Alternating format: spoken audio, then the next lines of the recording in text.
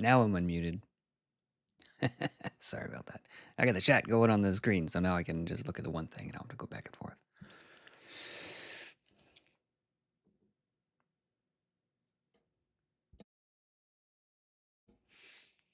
All right, so what we're doing now is we've been talking about races slash ancestries. And what we're going to be doing is talking about spells now. We're gonna get the spells cooking. How are you this evening, Evan? Doing all right, Edward? Doing all right. Demjot, hey. I was busy all morning, so I didn't get a chance to get to the office too much. But here we are. So we left off last time talking about adventuring motivations, backgrounds, races, ancestries, that kind of thing. So I think I'm gonna skip the character creation stuff for now and just sort of jump right into spells. I think that's gonna be the best thing for us, probably. It's probably gonna be the best thing for us.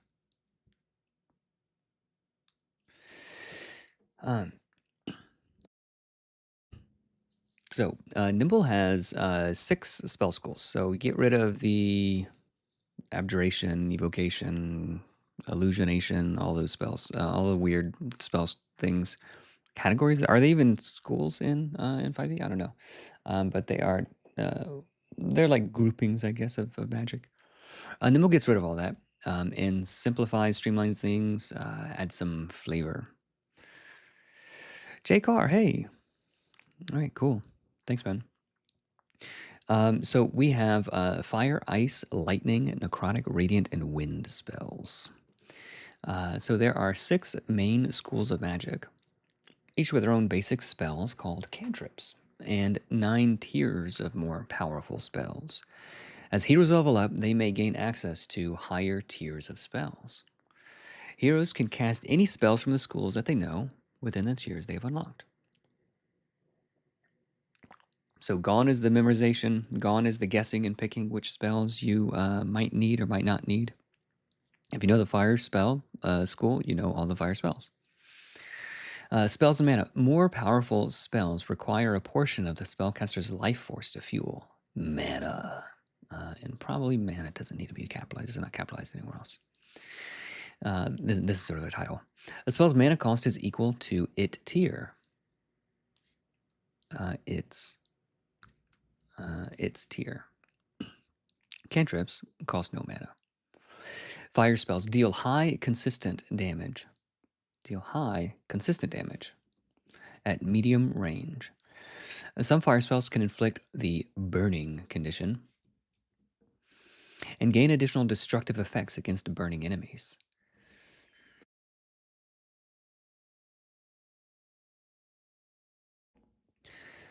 Good morning. Oh, Nicholas, good morning. All right.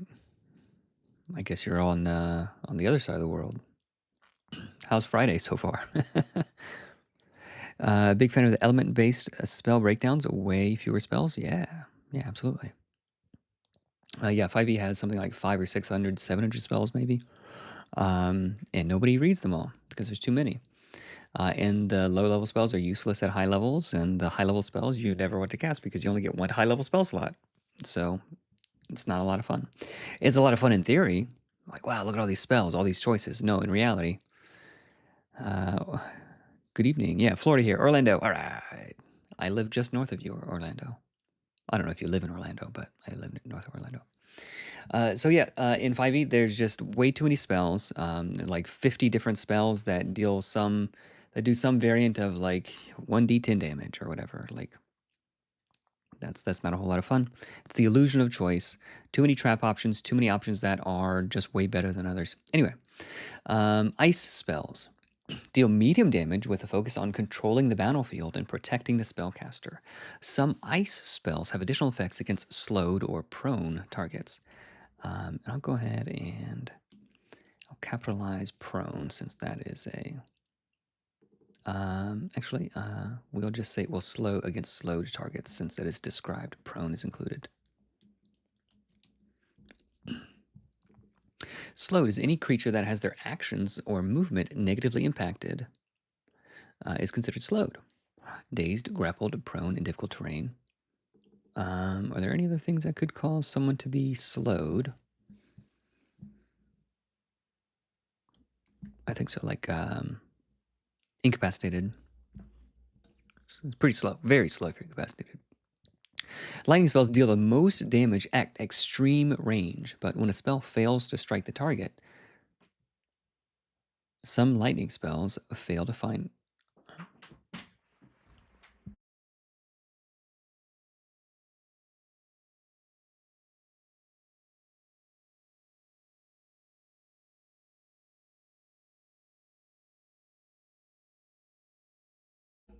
My son got out of bed. Lightning spells deal the most damage at extreme range, but when a spell misses the target, comma, I think a comma needs to go there. There's a weird way to say things. There are some utility out of combat spells that are tied to the elements. Oh, there's no utility out of combat spells not tied to elements. Then no. Every spell is tied to some element, but there are some cool utility spells. Lightning spells deal the most damage at extreme range, but when a spell misses the target, some lightning spells may fail to find ground and damage the spellcaster instead. I think that makes sense now. Necrotic spells summon horrible minions or manipulate and trap their targets. Some risky necrotic spells prey upon damaged creatures, sapping their very life force, but frequently fail to distinguish friend from foe.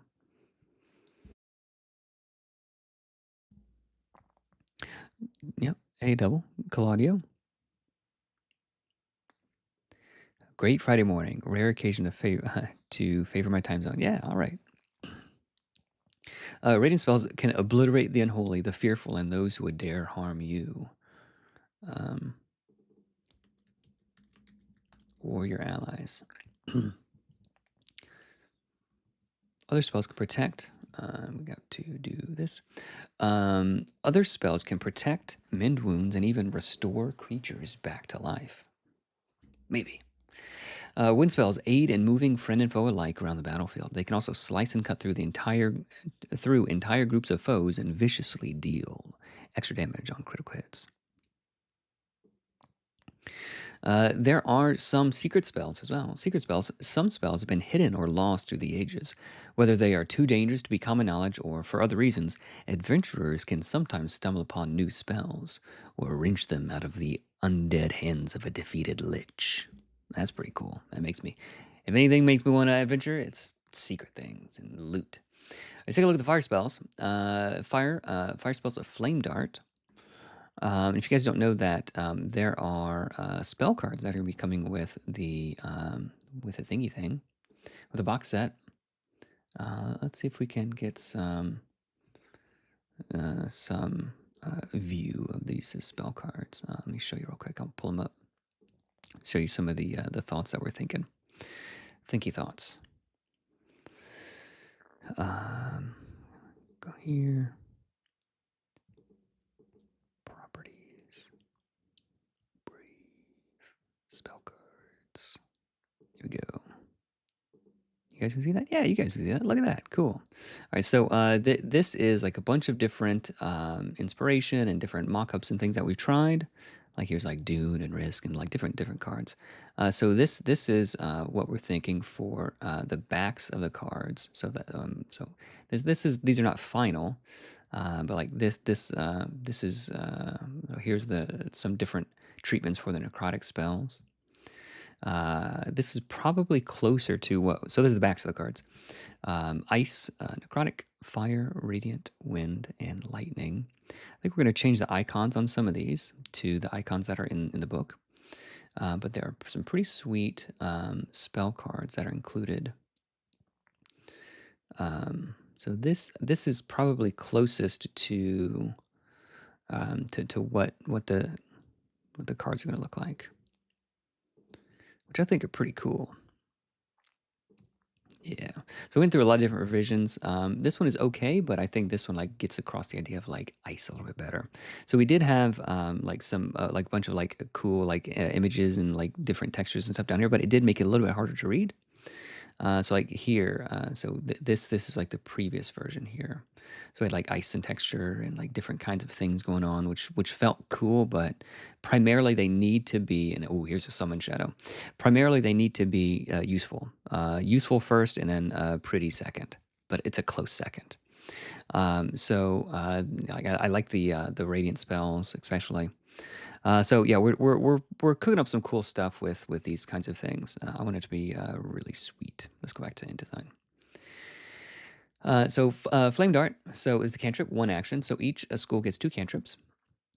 Some schools get a few extras, like if it's a class specific thing. Borderless choice. Yeah, I think we're going to do borderless.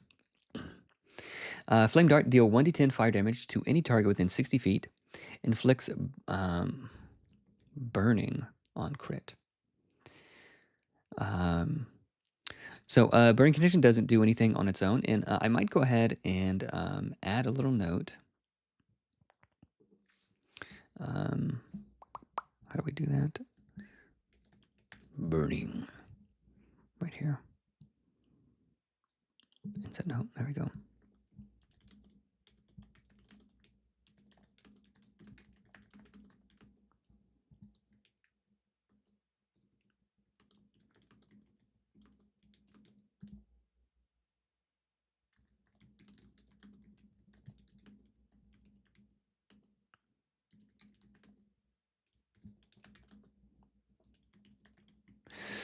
The burning condition does nothing on its own, nothing to track.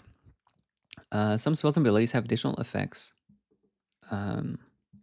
though some spells and abilities have additional effects against burning creatures. There we go. I think that helps a little bit.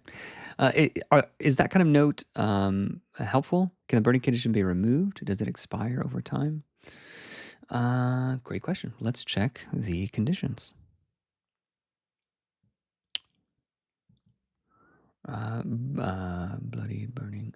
It's not listed in the conditions. Great question. So it is a sort of a combat only condition. Should it be included here? So it's included down here as like a minor status. Other minor statuses: burning, charge, distracted. These minor statuses do nothing on their own. And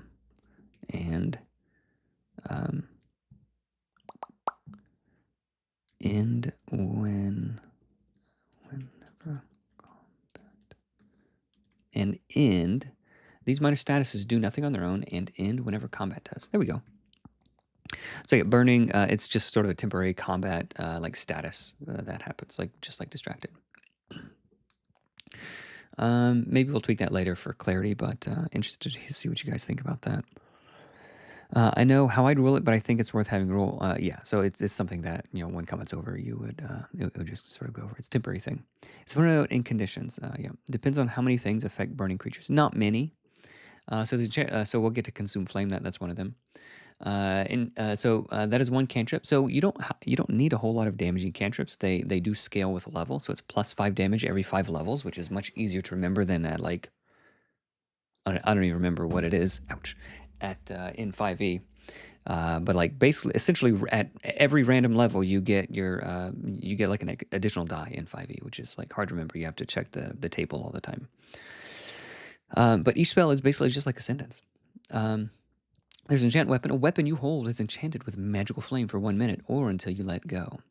Its damage becomes 1d10 plus level and inflicts burning on crit. Okay, so a couple of different ways to apply the burning condition. And then your first tiered spell, your level 1 spell, you get, so if you're a mage, you get this, since it's a tier 1 spell, you get it at level 2. So you get your leveled spell upgrades, your tier spell upgrades every other level. So level 5, at level 10, you get your tier 5 spells. At level 20, you get your tier 10. There's no tier 10. So level 18, you get your tier 9 spells. Consume Flame is your first spell that costs mana. So it costs 2 actions, and since it's tier 1, it costs 1 mana. Consume Flame, deal 4d10 fire damage to a burning target within 60 feet, ending the condition. So it's something you set up and then you consume the flame. It's no longer burning. But for a level 1 spell, that is way, way above rate. Not way, way above rate. It's quite above rate. So you're doing a lot of extra damage. And then for every additional mana you spend on it, it's additional 2d10 damage. So this is a huge single target damaging spell, but you need to set it up first.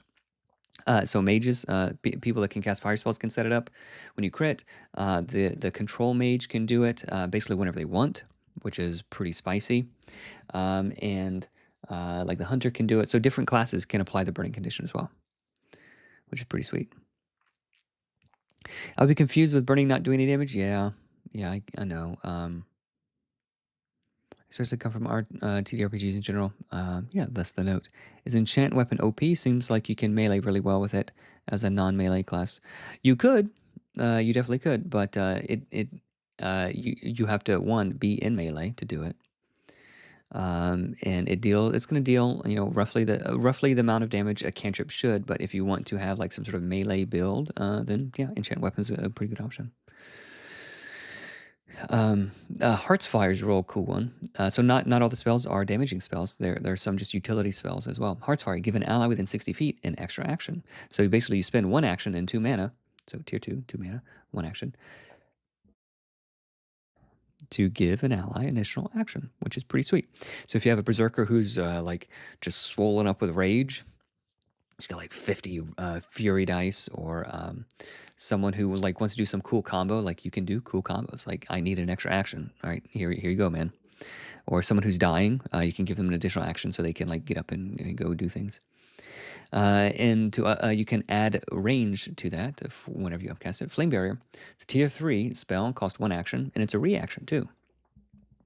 When you would defend. So whenever you would defend for free. So the spell already costs 1 action, so you don't need to spend an additional action defending. So like it's just the same 1 action. Is the problem that to set this up you need to crit? Is critting frequent enough? So if it's a 1d10, you have a 10% chance to crit. And if you can attack 3 times, well then that's you have like 3 chances each round to do it. And there's other ways to do it as well.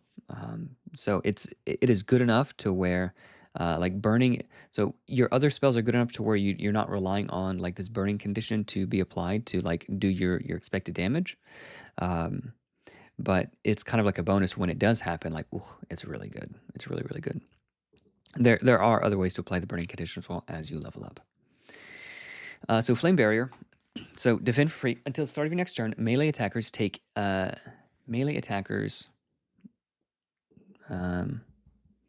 again. So it should be melee attackers. People who are attacking you in melee.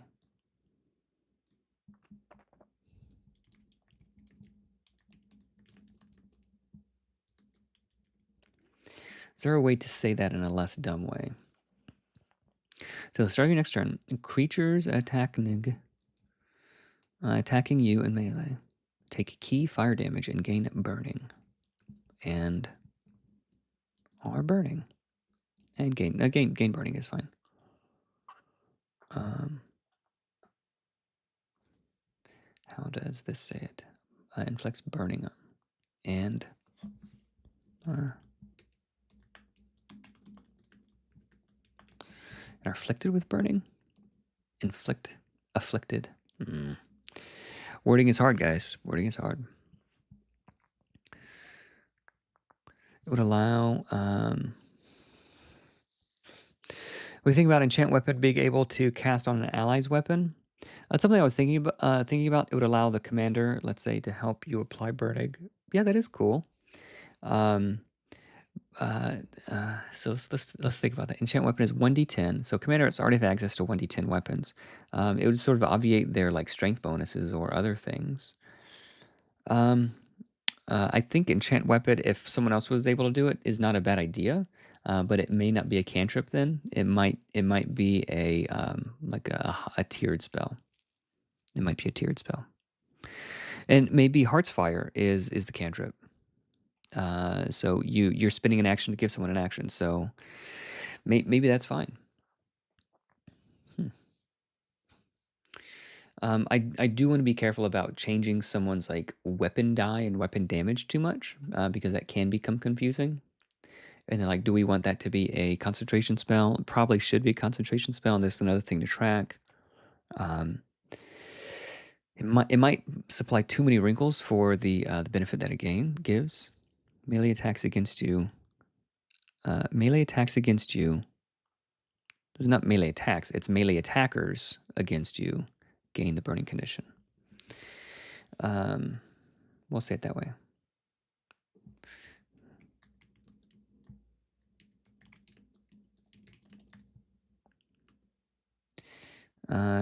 Melee attackers against you take key fire damage. And it's a fire spell, so we don't need to say fire damage, and that saves us a line. Take key damage and gain burning. Cool. So so Flamebearer is a very reliable way to apply the burning condition. Defend against a melee attack for free. So you probably would only use it against a melee attack, but you could use it against like a non-melee attack if you wanted. Again, enchant weapon feels way below what the others do at level 1. I just don't see a mage using enchant weapon much at all. Potentially.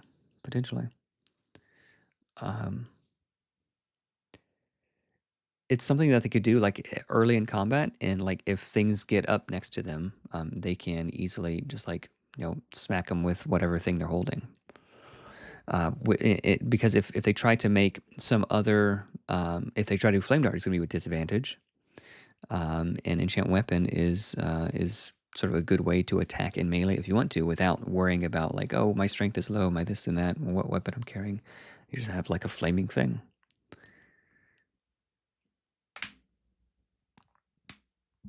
Yeah.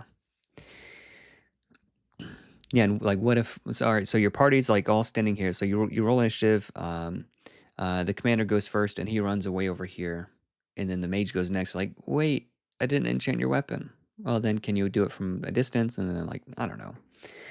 I'll think about it. I mean, it's not a terrible idea, but if it creates too many wrinkles and too many things to track, then I don't know. I mean, I wouldn't hate Heart's Fire as a cantrip. I think it's it has enough cool utility to allow it to be a cantrip. Maybe the range would be limited, and every 5 levels the range would be increased. But anytime you're adding like an additional attack for someone, sort of like in 5e, the Dragonborn's breath weapon, like it can create problems. Any weapon they are holding becomes D10 plus level weapon, a staff, a dagger. Yeah, that's pretty good. So as a setup now, when a character has a burning condition, should we imagine them to be smoldering rather than engulfed in flame? That would seem to solve the table issue. Yeah, so rather than like a dot like a damage over time, because those things are super annoying to track, the burning condition like sort of is assumed, like the damage that the initial spell did,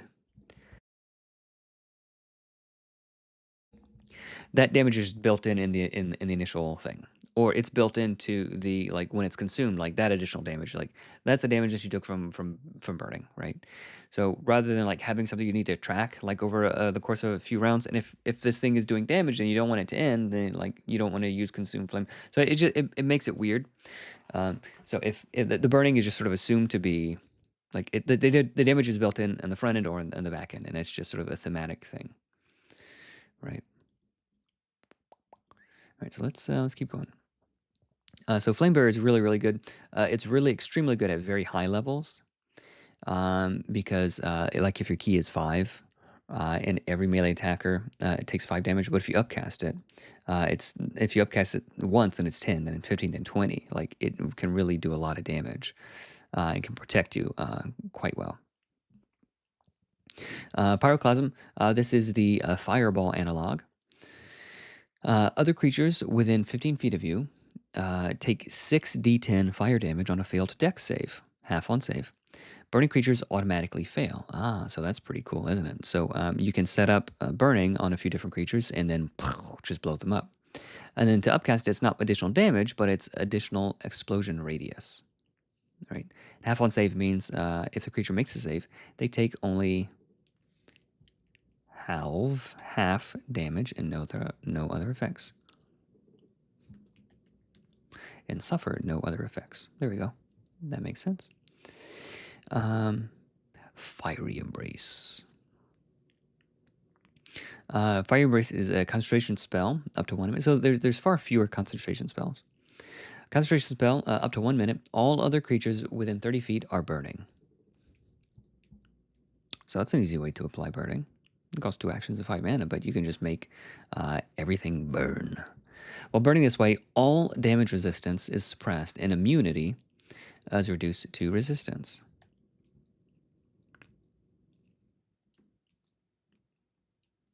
These are terms of art, so we will capitalize those. Upcasting plus 10-foot radius for each additional mana spent. 30-foot radius is quite large.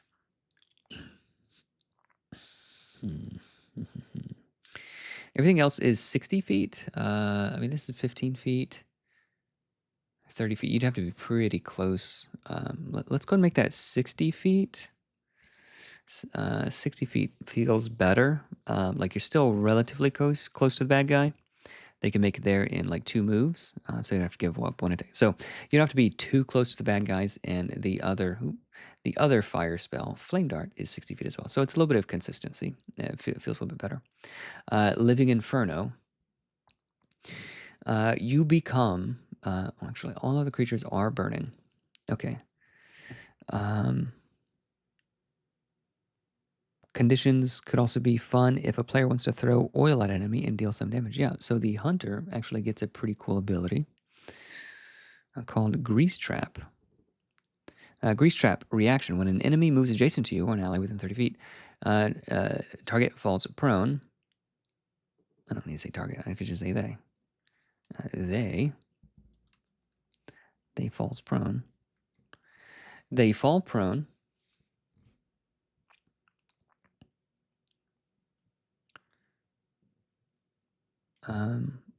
Are vulnerable to the next fire damage they take. Okay, so I see why it says that, why I had it that way initially.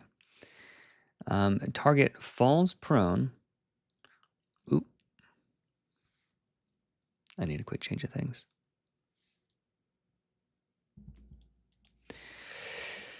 Okay, target falls prone, is vulnerable to the next fire damage it takes, and is treated as if it is burning. So grease doesn't make you burn, right? But you can treat someone who is burning as someone who is greased up as if they were burning. It makes them more vulnerable to fire damage, which makes sense. All right, so sorry about all that typing and untyping. While burning this way, all damage resistance is suppressed. Okay, we were that. 10-foot radius for each additional mana spent. You become that's a tier 5 spell. I feel like we could increase that. So 30 feet additional radius for each. Just like you could just make everything. Smoldering is how I'm going to be flavoring it personally. Quite bothered by burning still being the name of the condition, but I'm sure. Yeah, it's smoldering.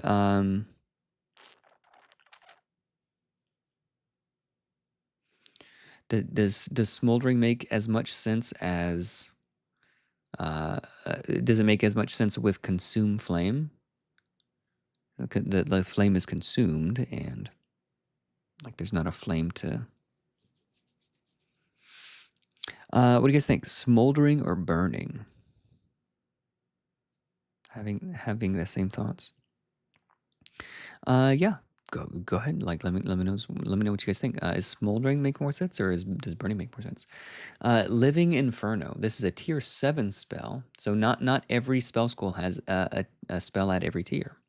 Tier 7 spell, 3 actions. You become a pillar of living flame. Until the end of your next turn, gain the effects of Flaming Barrier. Is it Flaming Barrier? Flame Barrier. Flame Barrier. And I have not been italicizing all of these spells, so I'll unitalicize this. Gain the effects of Flame Barrier. At the end of this turn and your next turn, cast Pyroclasm for free. So this is a really pretty interesting spell. So it's 3 actions. So it requires you. So it's doing a lot of things. Hot. What about hot? I stick with burning. We just say the players are hot. Hot condition. So this is a pretty cool spell. If you have additional actions, like you can run up, cast Living Inferno, and then explode. And then if like you're in the middle of a bunch of enemies, presumably, and then if they attack you, more fire damage, and then they give the burning condition, and then at the end of your next turn, bigger explosion, and then so in your next turn you can like run up to other creatures. You can run up to other creatures, and then at the end of that turn, just again explode. Once again, and you can combine this with Fiery Embrace as well, and just automatically make them fail these deck saves, which also saves time, so the GM won't hate that. But this is a really, really big spell, since you can set it up and do different cool things. And combined with like something like the commander, who can like command you to move when it's not your turn, they can set this up as well. Some cool stuff. Yeah, we can turn into a red dragon, JP. Tier 9 spell, it's 6 actions, so it's going to cost you two turns to cast it, unless you have some other shenanigans you can do. You take the form of a huge red dragon, gain 3 actions, 10 times your level, 10 HP, and actually I have to grab that's the incorrect, it's the incorrect symbol. We have to grab the multiplication symbol that someone taught me about the other day. So it's 10 times your level, 10 HP, a flying speed of 80 feet, armor equal to your level, and LVL armor. Well, we'll say that. That's a little bit smoother. And Tooth and Claw. It's an action, 10-foot reach, 1d20 plus level slashing damage. Ooh, that feels so good. Inflicts burning condition, and it ignores armor. Because like if you're fighting someone with medium armor, it's just going to deal, like, you roll a 3, it deals 3 damage. That feels terrible, right? But if it ignores armor, which it should, you're an actual dragon. Then yeah, just like slice them, and it deals 1d20 plus 18 damage. Like, yeah, you're level 18 by now. The Shadowmancer can get access to the spell a little bit earlier, at level 15, if they take the dragon as their patron. And that seems fair, but it'll be a little bit weaker at level 15, and they'll take wounds to do it. And there's Immolating Breath, 2 actions, 60-foot cone, DC 20 dex save, level d6 fire damage, so 18 d6 fire damage. Have fun save. Burning targets fail. So you can set up burning, and then just like just mess up a bunch of dudes. Feels really cool. You can maintain this form for as long as the temp HP granted by this spell remain. So you'll have like something like 200 temp HP, which sounds like a lot, but you know, and it is a lot. And unless the bad guys really focus fire you down, then yeah, you're gonna be smacking them around. It's gonna be a bad day for them. When it ends, though, you drop to 0 hit points. Okay, so whenever the spell ends, so why if I can just if we have mana in Nimble instead of discrete spell slots, what prevents someone from just casting the highest tier spells all the time? Great question. Well, the highest tier spells, they have these built-in effects that limit them from being abused and like being the one button you push all the time. And they cost more actions, and like, so your team has to help you set these up. Like, they're really, really powerful, but you're gonna take a wound, you're gonna drop to 0 hit points, you're gonna have to spend some hit dice or have someone else heal you and do other things. So it's not something you can just endlessly do. Really, really powerful when the situation is right, but all of your other spells could also potentially be the best spell in any given situation. So I kind of like that, rather than spells being useless as you level up. Ice spells. Oh, that's awesome. Yeah, thanks, JP. JP, since you're here, let's show you. Let's start with a dessert. Tier 9, Arctic Annihilation. 3 actions. Any number of objects or willing creatures you choose within 90 feet are encased in ice, incapacitated, and immune to all damage and negative effects until the start of your next turn. All other creatures and objects within this radius take 20 d6 cold damage. Any surviving creatures who took this damage must make a strength save or be stunned for 1 round. Stunned, yeah, that makes sense. Alert a powerful enemy, sacrifice a magic item, yeah, cool. Once you cast the spell, you must long rest for 1 week before using it again. So In 5e, this spell would be like make a strength save, and on a failure, then they take the damage. So if you flip that around, all of a sudden it's much quicker to run, much easier to run. So 20d6 damage. If there's a bunch of like little minions and little fiddly dudes, they're just gonna die. And then like maybe just the 3 strongest creatures are going to need to make a strength save. So instead of making 12 strength saves, you just have to make 3, which is pretty simple. And then they're stunned. And as a tier 9 spell that you can only cast like once per long rest, essentially. That feels about right. That feels like damage-wise, it's slightly below what you would get for dragon form, but you protect all of your. You can protect any number of your allies for the round, and then you can just like explode a bunch of dudes and then stun a bunch of guys. So it has this utility of protecting, damaging, a little bit of both. A little bit of both. Save spells, spells that trigger a save, for also Arctic Annihilation, etc., they do not miss on a 1, they cannot crit and ignore armor. So this is 20d6, even if they have medium, even if they have heavy armor, even if you roll a 1 on one of the dice, it still deals all that damage. Cryotomb. Ooh, JP. Let me show you. Let me show you the wands. I don't know if you were here when we were talking about wands. Tell me if you were. But the wands are some of my favorite things. Where are they? Wands are pretty sweet. So wands are some of the coolest things. They allow you to cast spells. You weren't. All right. So wands, like spell scrolls, these can be used to cast spells without consuming mana and do not require magical ability. Unlike spell scrolls, wands can be recharged and used again. Characters proficient with them can use wands. So spellcasting classes are proficient with wands. So characters proficient with them can use wands from any spell scroll freely. So even if you don't know like necrotic spells, you can still cast necrotic. You can still use a necrotic wand. But characters not proficient in wands must make an Arcana check equal to 10 plus the spell tier to successfully cast the spell. Okay.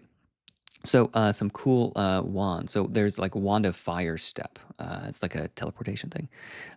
So it has 3 charges, and to recharge, you don't just wait till the next day. No, you have to take it back down. You have to heat the wand in a blacksmith's forge until it glows, and then quench it in oil. So very much vibes of Mouse Ritter. Wand of Void Cloak, a necrotic spell. Place the wand in a freshly slain corpse. Leave it until only bones remain. Wand of Fly. Recharge. Give it to a wild bird and let it fly freely. Retrieve it wherever the bird drops it. A Wand of Icebound Aura, a fairly high tier ice spell. Leave the wand at the bottom of the lake until it freezes over. Elder Worm's Majesty. This is a legendary wand that lets you cast dragon form. So like imagine finding this at level 2. Ugh. But obviously, if you find it, it probably wouldn't have its charge. It would be uncharged. It would be discharged wand. This wand can cast dragon form, turning into the type of dragon that last charged it. To recharge it, you have to give an ancient dragon a gift it truly desires. So all of a sudden, this magical item you find is now the quest. I need to find an ancient dragon. I need to learn what it wants. I need to make sure it doesn't just eat me. Yeah. Heartwood Splinter of the Tree of Life, legendary wand. It can cast Redeem with no required components. Redeem is like a mass resurrection. Revives every creature that's died in the past year within a mile or something like that. Some big it's the biggest radiant spell. A sacred hymn must be sung over it ceaselessly for 100 years. So these wands are like not ones that you would necessarily use or find, but they inform the world. And again, since JP wasn't here, I'm imagining like the lore wise, every kingdom has their own splinter of the Tree of Life, and throughout all history, wars have happened roughly every 100 years, like right as their wand has been recharged, and every kingdom has like this order of priests or monks or whatever who like a sole job is to make sure that this hymn is being sung uninterrupted. Otherwise, then their kingdom can fall the next time the bad guys. Wand recharges. Our wand recharges like a month before our enemies, and we know this. Like historically, that this is how it's always worked. So we're like the moment ours recharges, war. We go and attack, we fight them, and then like the good kingdom, the kingdom with good king, what's his face? They know that the bad kingdom, their wand is about to be recharged, and we know it's going to be war. So good guys, we need you to infiltrate and stop the bad guys from singing their hymn, so that they have to start over, right? Ugh.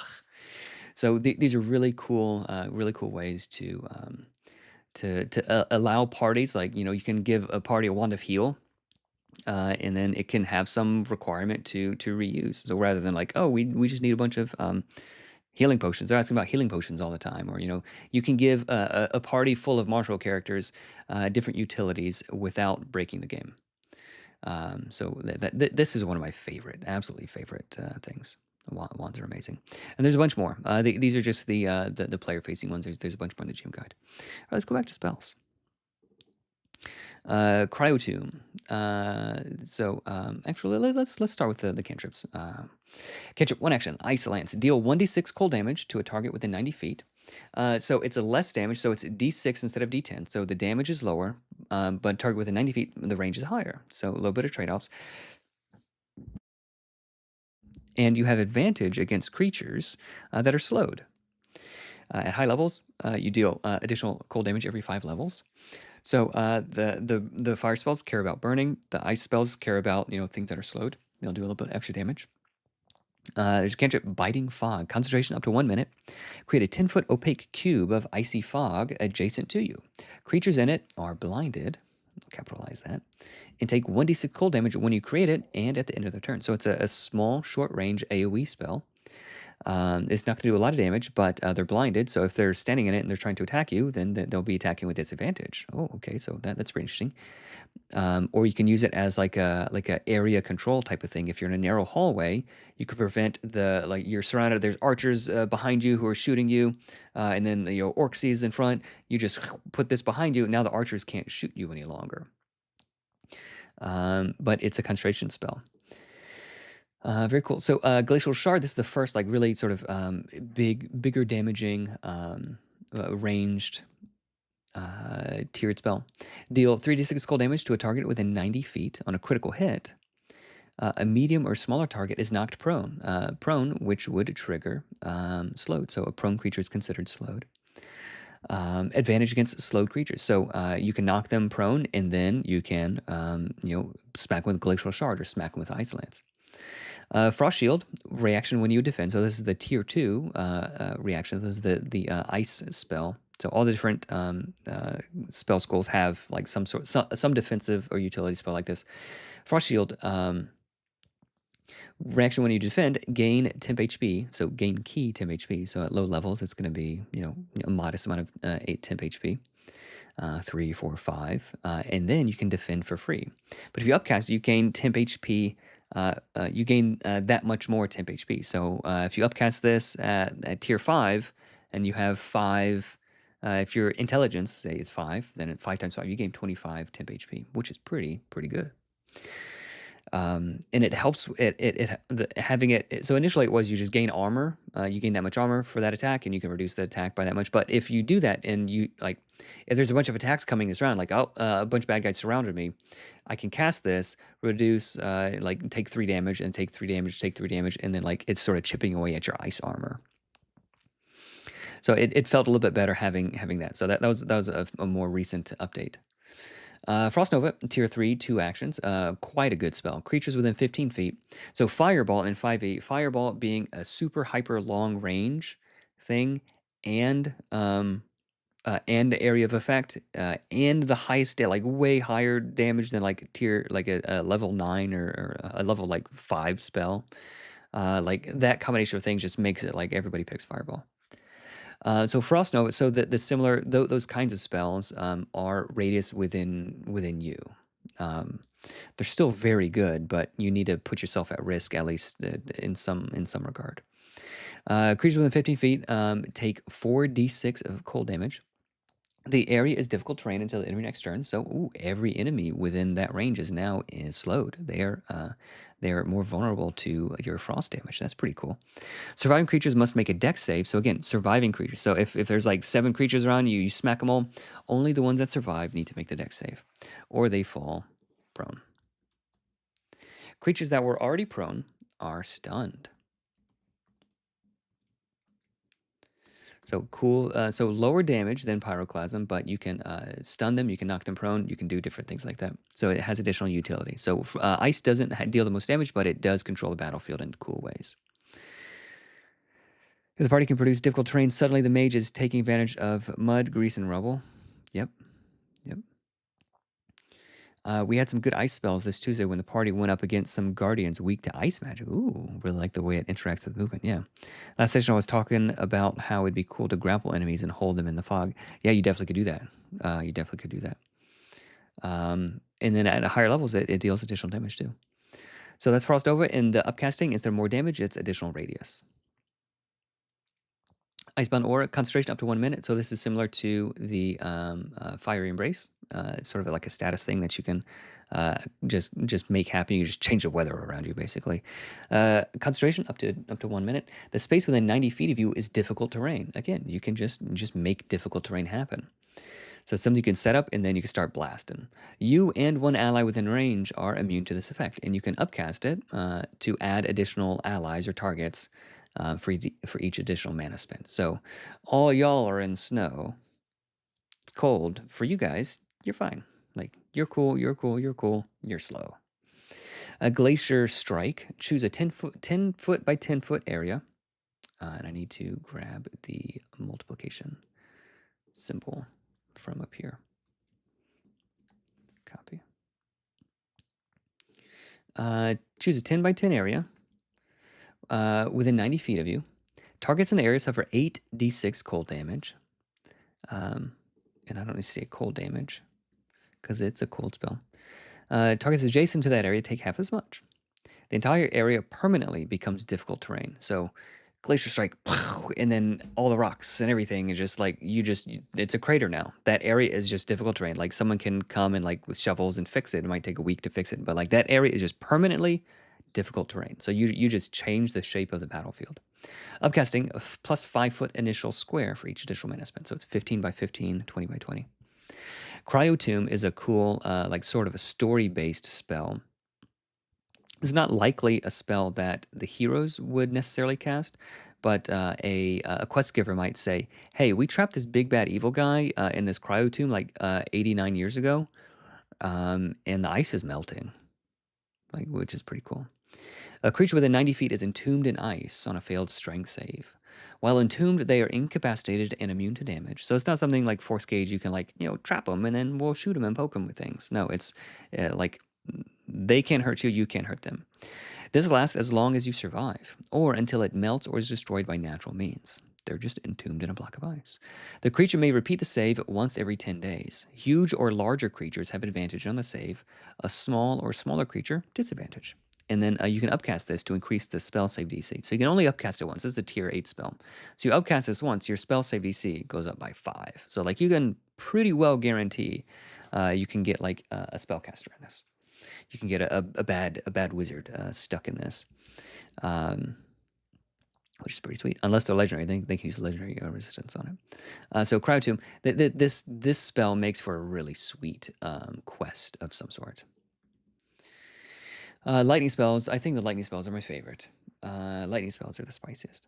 The tomb is like a timeout. Verbal component and just shouting like pause. Is there anything in place that increases the difficulty of your strength save to concentrate above 10? Could you rephrase that, Twin Steel? I don't know what that means.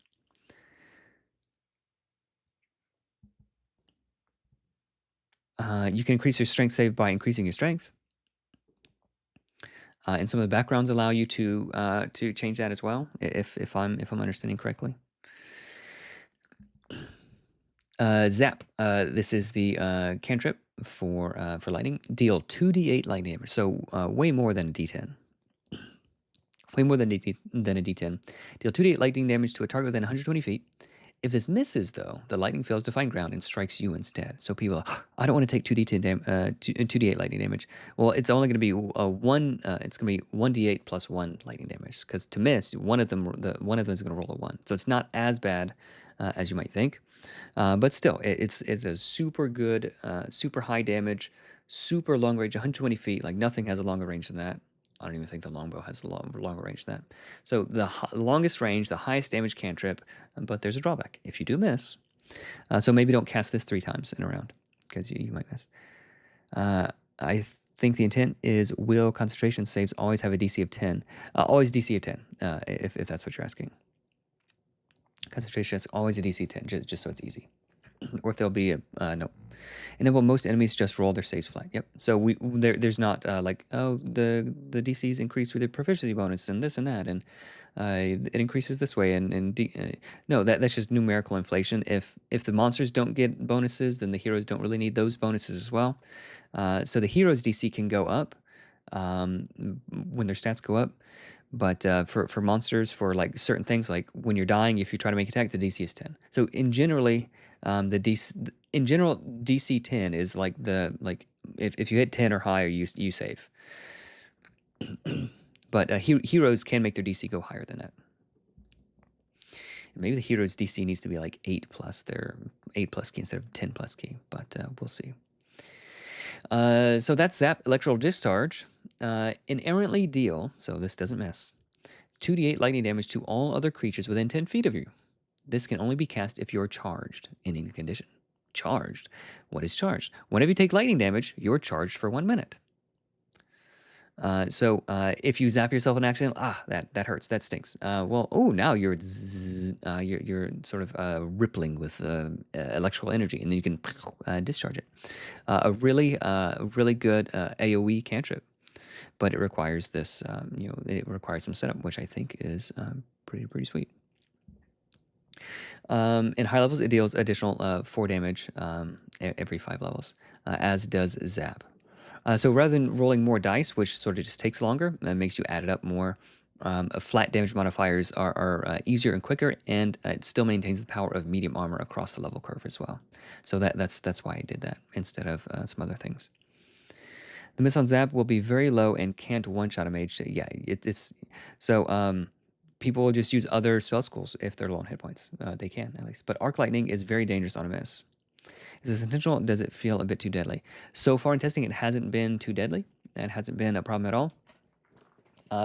If you have, so you might only cast, you might only want to cast, so Arc Lightning deals 3d8 lightning damage to 2 different creatures, which is like so the lightning spell school is like way above curve, super risky.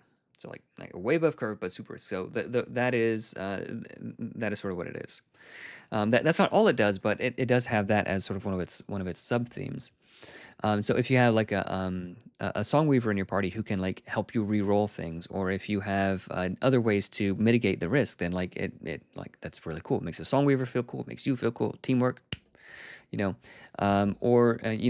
just cast this first instead of casting this last. Right? You don't want this one to miss. That kind of thing. Next closest, if you or an ally is the next closest, they are hit. If 2 creatures are equally close, the GM can roll for it or select the one wearing the most armor, the most metal, which I think feels pretty apropos. And I'm casting plus 1d8 additional damage, plus 1d8 for each additional mana spent. Alacrity is a pretty cool one. So lightning doesn't really protect you, but lightning can make you go zippity zap fast. After you roll initiative, add key to the roll once.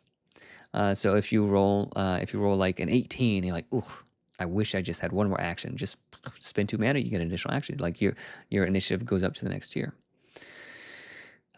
May not be used too much at low levels, but like once you have a bunch of mana, then like this is a very, very powerful, very powerful ability. Chain Lightning. 10-foot wide, 60-foot long bolt of lightning originates from you, dealing 5d8 lightning damage to all creatures in the area on a failed dex save. Half damage on save. And I think I just say half on save, because we already have established what that means. Half on save. Creatures wielding a large amount of metal automatically fail. For example, wearing metal armor or wielding a 2-handed metal weapon. So like a rogue, dual-wielding daggers, no, they can still make their dex save. But a big, hulky, bulky dude, big long thing, he fails. So again, we're limiting how many people need to make the save, and we're giving a reason why would I ever use Chain Lightning over this other one. Well, if they're arranged in a certain way, so its damage looks this way instead of like this way, like around you. But also, like if you can line them up and they're wearing metal or something else, then you can gig them. Ooh, that's a lot of damage. Didn't catch the second target. Yeah. Second target makes it very much worth it. Question about out of spell condition triggers. how's the damage calculated? Let's say I have a cheat who douses a target in oil and sets them alight with a candle. What damage will that burning do? That's sort of up to. I would treat that as like improvised damage. It depends on the GM. Like one, if they would just allow that, and I definitely would. It depends on what level they are, on like how much setup the cheat did. Like I would try to make it feel as fair as possible. So like if they're like level 1, I might make it deal as much like maybe like if he spent like 2 or 3 actions on it, I might allow him to roll like 3d10. So that's roughly as much damage as like casting flame dart 3 times. Um, so if they were much higher level, and I might increase it to like maybe a consume flame or a pyroclasm like 40-10 or 60-10. Like so in the GM guide there's guidance on weird edge cases like that, and I think I'm going to expound upon it just a little bit, just so people can have more examples. But rather than saying like, oh, this is this, spelling out the exact damage for every possible situation and like having a formula for everything. No, you have a GM, and they can sort of make the call. So there's a lot of different ways you could rule that, I think, and it still be a lot of fun. So, and when in doubt, the golden rule: when in doubt, rule in favor of the heroes. And if it becomes like a regular tactic, like if you give them so much damage on this candle and oil thing, that it becomes a regular tactic and they're no longer using like their cool class abilities, then I might say like, hey, maybe cut that out. Or like, hey, I let you do that once. People, the bad guys are gonna get wise to it, and they're not gonna let you do that any longer. Like they're, I don't know. Like I'll have the conversation with them. Like I don't want it to become annoying. I want it to be like a cool thing that happens, but not like to break the game or warp the game.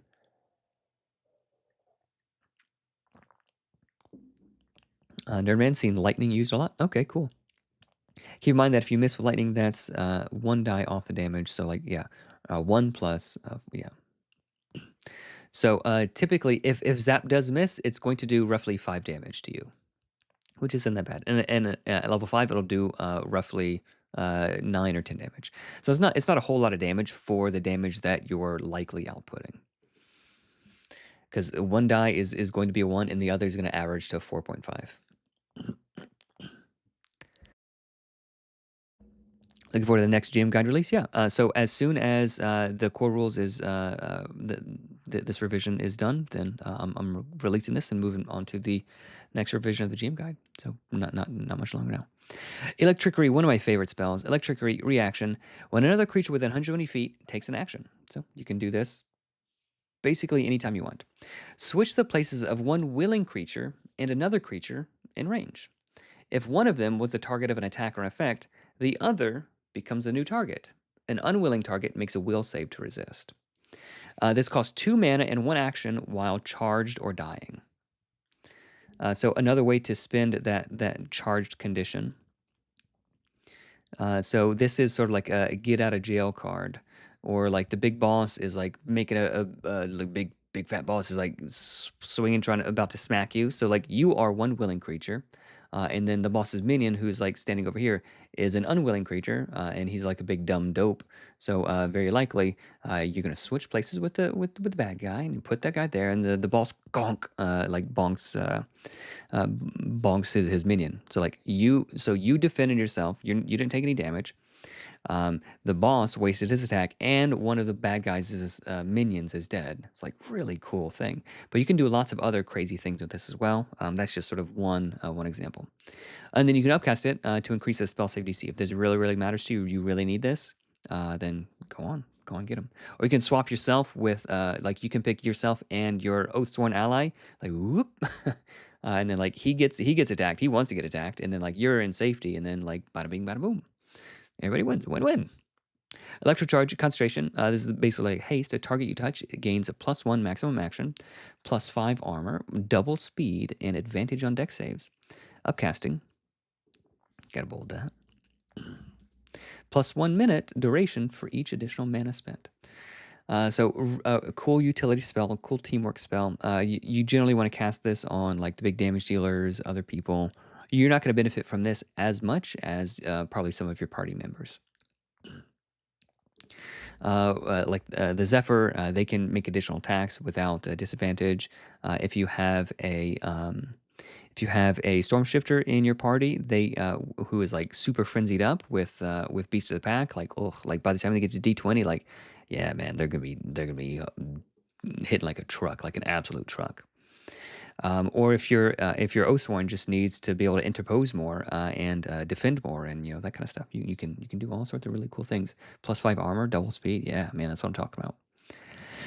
Ride the Lightning, you again, another one of my favorite spells. You temporarily turn into a living bolt of lightning and strike with thunderous noise. Teleport up to 120 feet away to a spot you can see. If a willing creature occupies that spot, you change places with him. Creatures within 15 feet take 10d8 lightning damage and must make a strength save, or also be hurled back 20 feet, knocked prone, and deafened for 1 day. If a creature fails by 10 or more, they are also stunned for 1 round. Upcasting, plus 60 foot range, and plus 10 damage for each additional mana spent. That's a cool one. A mage, commander, and a Zephyr all at max level could set up a 5 to 6 action turn. Yep, that'd be a spicy turn. My group, though full of casters, hasn't gotten high up enough to test these ones out yet. Yeah. Yep. They've all been modeled quite extensively, and they all feel very thematic and very, very fun.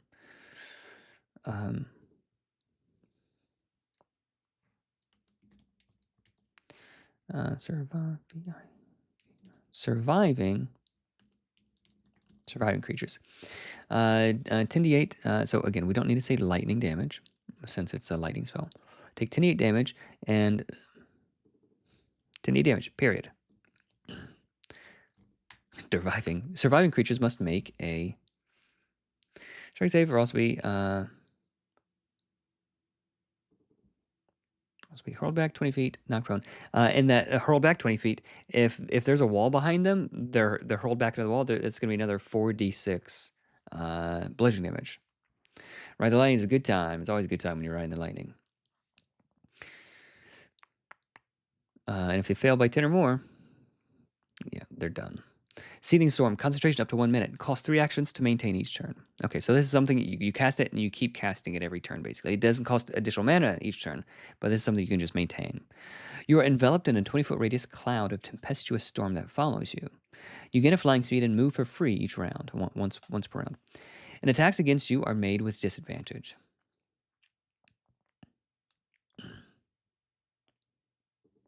Probably could rephrase that. So some of this wording is going to get tightened up as the editors take a look at it. Up to 6 different creatures you choose within the area are unerringly struck by a bolt of lightning, taking 10d8 lightning damage. A creature can only be struck once per round. Each round you maintain concentration. The storm grows in radius by 10 feet, so seething storm. So the storm starts off this big, and each round gets bigger and bigger and bigger, including more people within its area, and then the number of bolts of lightning increase by 2 as well. And once you cast the spell, you have to rest for 1 week before you can use it again. Super cool, super flavorful. Let's go to Necrotic. I love the Necrotic spells. Entice. On a failed will save, a target within 60 feet takes 1d6 Necrotic damage. That's not so bad. And moves 10 feet nearer to you. Casters probably don't want that. Repeat until they save or cannot move any longer. Okay, so will save, fail, will save, fail, will save, fail. Will save, fail. All right, they're standing next to you. They can't roll anymore. All right, they're going to take 4d6 or 5d6 Necrotic damage. And the Necrotic spells have cool things that you can set up to where you want to move people around. You can like trap them and do different things, which is pretty cool. Repeat until they can save, until they save or cannot move any longer. And at high levels, it's a +3 damage every 5 levels. So it's 1d6 plus 3, 1d6 plus 3, 1d6 plus 3. So it's going to be a lot more damage. Let me think. Is that annoying to add? So like say like high levels, you a creature fails it 4 times. Is it annoying to have to add +3, +3, +3, +3? I mean, it's 12 damage.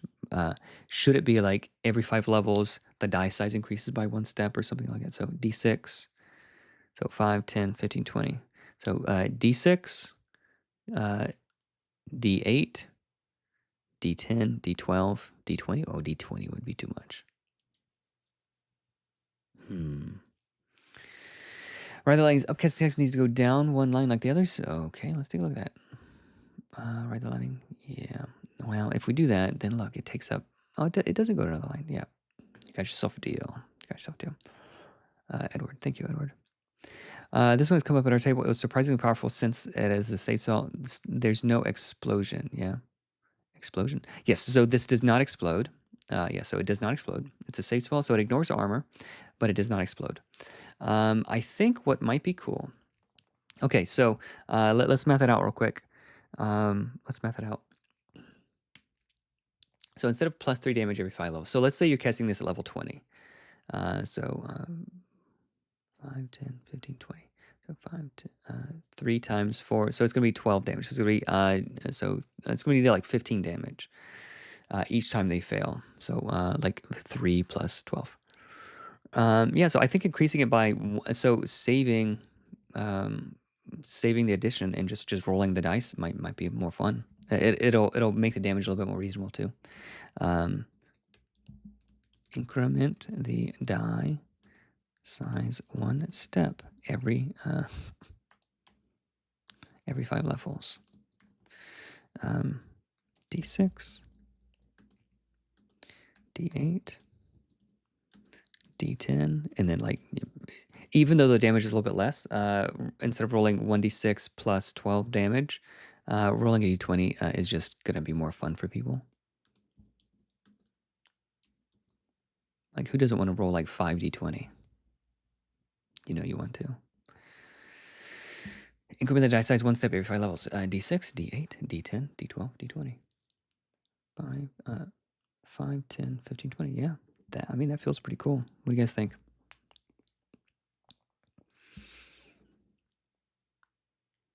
Withering Touch. Touch a target and deal 1d12 necrotic damage. They are considered undead until the end of your next turn.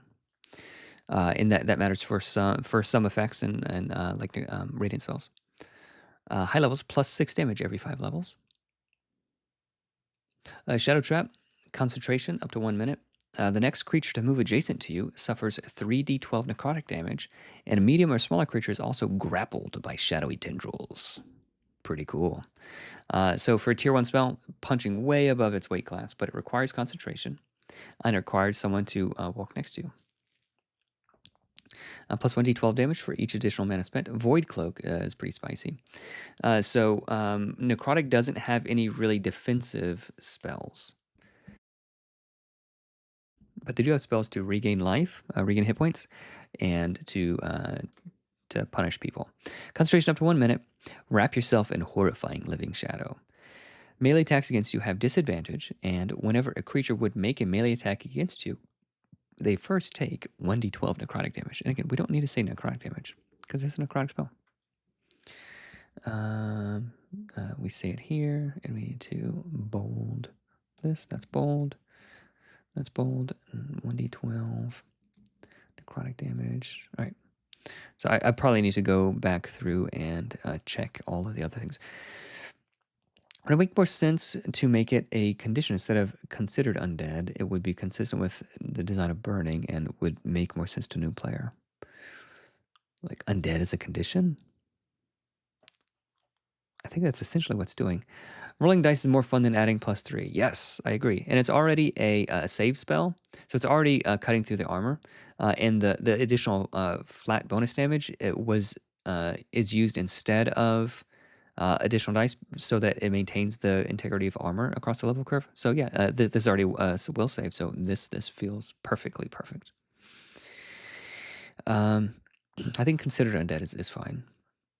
Unless you have like a good reason otherwise. So a melee attack since you have disadvantage, and which is a big deal, and whenever a creature would make a melee attack against you, they first take 1d12 damage. So if they take 1d12 damage, and if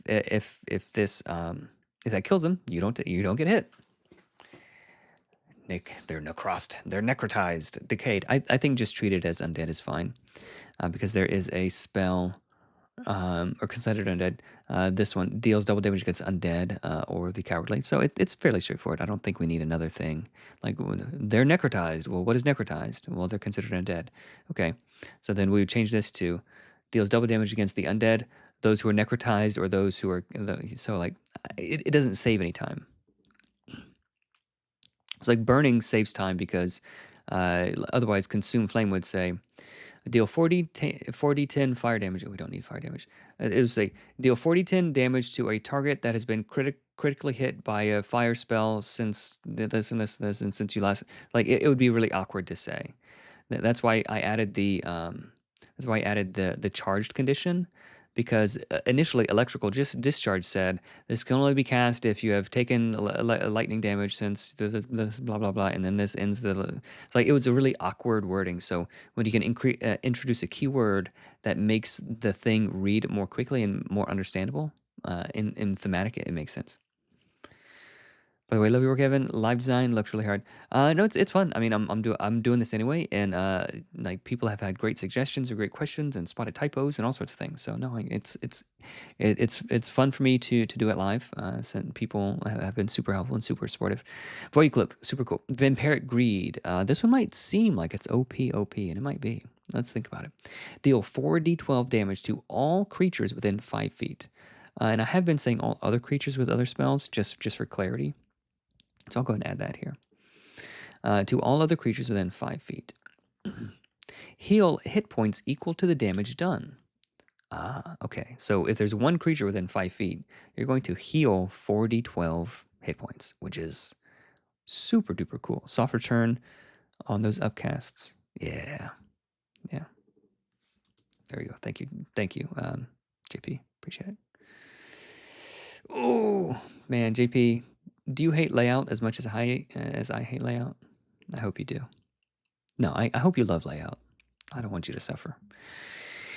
Vampiric Greed. So healing 4d12 hit points when you damage one creature is like way OP. But any surviving creatures make a strength save, and you gain 1 wound for each creature that saves. So this is a super high risk, high reward type of thing, and that is the definitely the feel for... that is definitely the feel for these kinds of things. I wouldn't say I hate it, but I don't love it either. Like, it's cool to have like a nice layout, like, done, but like, man, getting there, and like fiddling with it, like, oh man, if I could just cut one word from this, like, the sentence wouldn't wrap to the next line, or this column wouldn't break in this weird awkward spot, and like, oh man. I think the main thing is that all other creatures would include allies. Indeed, yes. Necrotic does not discriminate. Radiant spells will say enemies or creatures you choose. Necrotic is like, you're living, you're taking the damage. Yeah, it's pretty rough, but yeah, it's a very good spell. Yeah, fire is indiscriminate typically. Necrotic is indiscriminate. Other like ice will protect you and your allies and only deal damage to bad guys sometimes. So it depends. Oh, dude, yeah. Trying to fit everything on 2-page spreads is the hardest. Yeah. I was initially too stuck on the old cumulative damage burning. Your burning mechanic makes sense. Looks really fun. Okay, cool. Fantasy Van, appreciate that. Yeah, like, I definitely don't want the words and the names and mechanics to confuse. So like, maybe burning will become smoldering or some other thing, but that's just part of it. Greater Shadow. This one's pretty cool. Summon a 5d12. Greater Shadow minion, max 1. So 1 big Shadow minion. When it dies, and it follows the minion rules, and there's rules for it and stuff. So like, it makes sense for people who are familiar with it. When it dies, it explodes into 5 Shadow minions. See, summon Shadow. Place them anywhere within 20 feet. Upcast plus 1d12 damage and plus 1 shadow for each additional mana spent. So by the time you get to like level 8, as a Shadowmancer, you may not want to be casting summon shadow like 4 or 5 times. You have the mana, you can just like blam, 1 shadow minion. He explodes. Well, he'll deal a ton of damage, and then maybe he'll explode, and then all of a sudden you have like a huge army of shadow minions like right away. An army in a can. Super duper cool.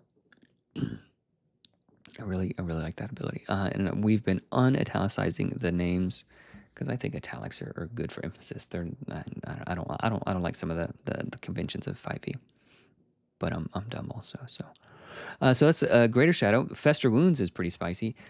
Tier 5 for 3 actions. So the AoE things, AoE spells generally cost more actions because like you can affect like a million creatures basically.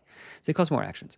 Damaged creatures. So damaged creatures damaged creatures within 20 feet take 6d12 necrotic damage. So you sort of sense a theme with necrotic, like it deals d12, a die size of d12. D12 is necrotic, right?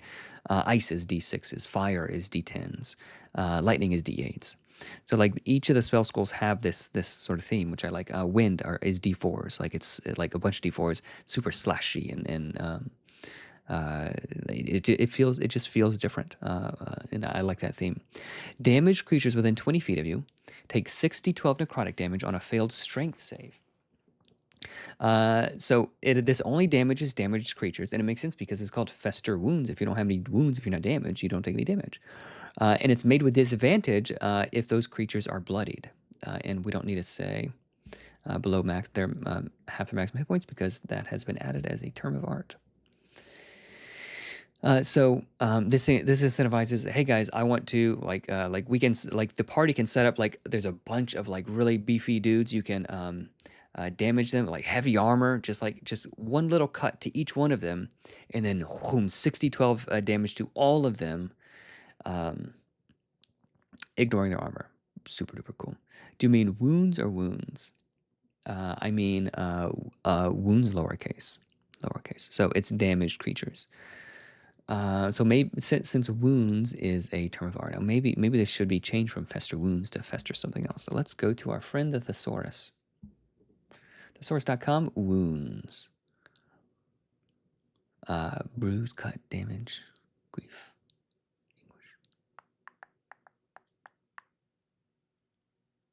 anguish. Do you guys have any cool ideas to use for words instead of wounds?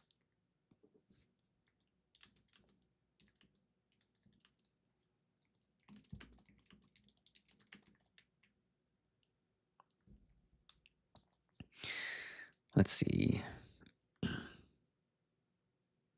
Injury? Fester injury? Fester wound sounds cool, though.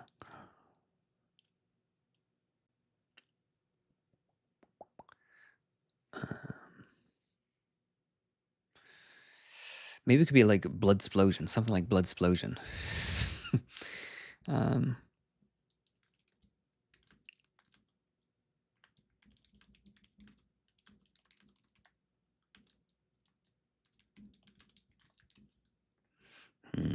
Blood explosion? I'll have to think about that. We'll have to cook on that for a little while.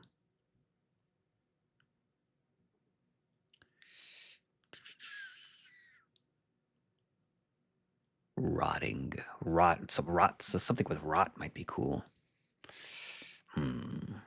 Gangrify. I like that one.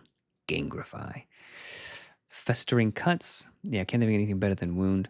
It might just need to be like something like some new, like made up word, like gangrify. Like gangrify is not it, but like we're getting close.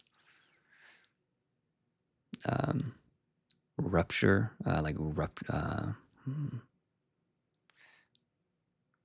great necrosis. Rotting. It's gotta sound kind of yucky. It's gotta sound yucky, everybody. Like creeping death. Like, ugh, that one sounds yucky.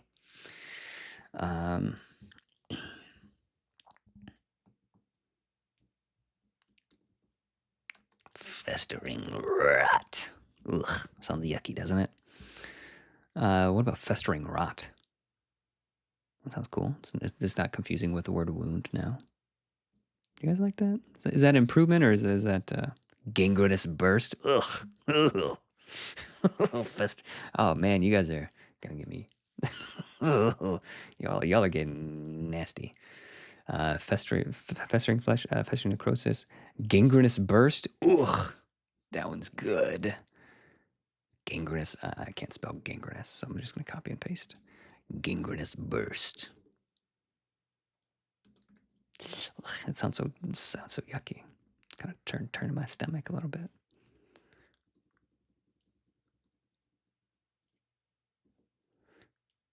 Is that how you spell gangrenous?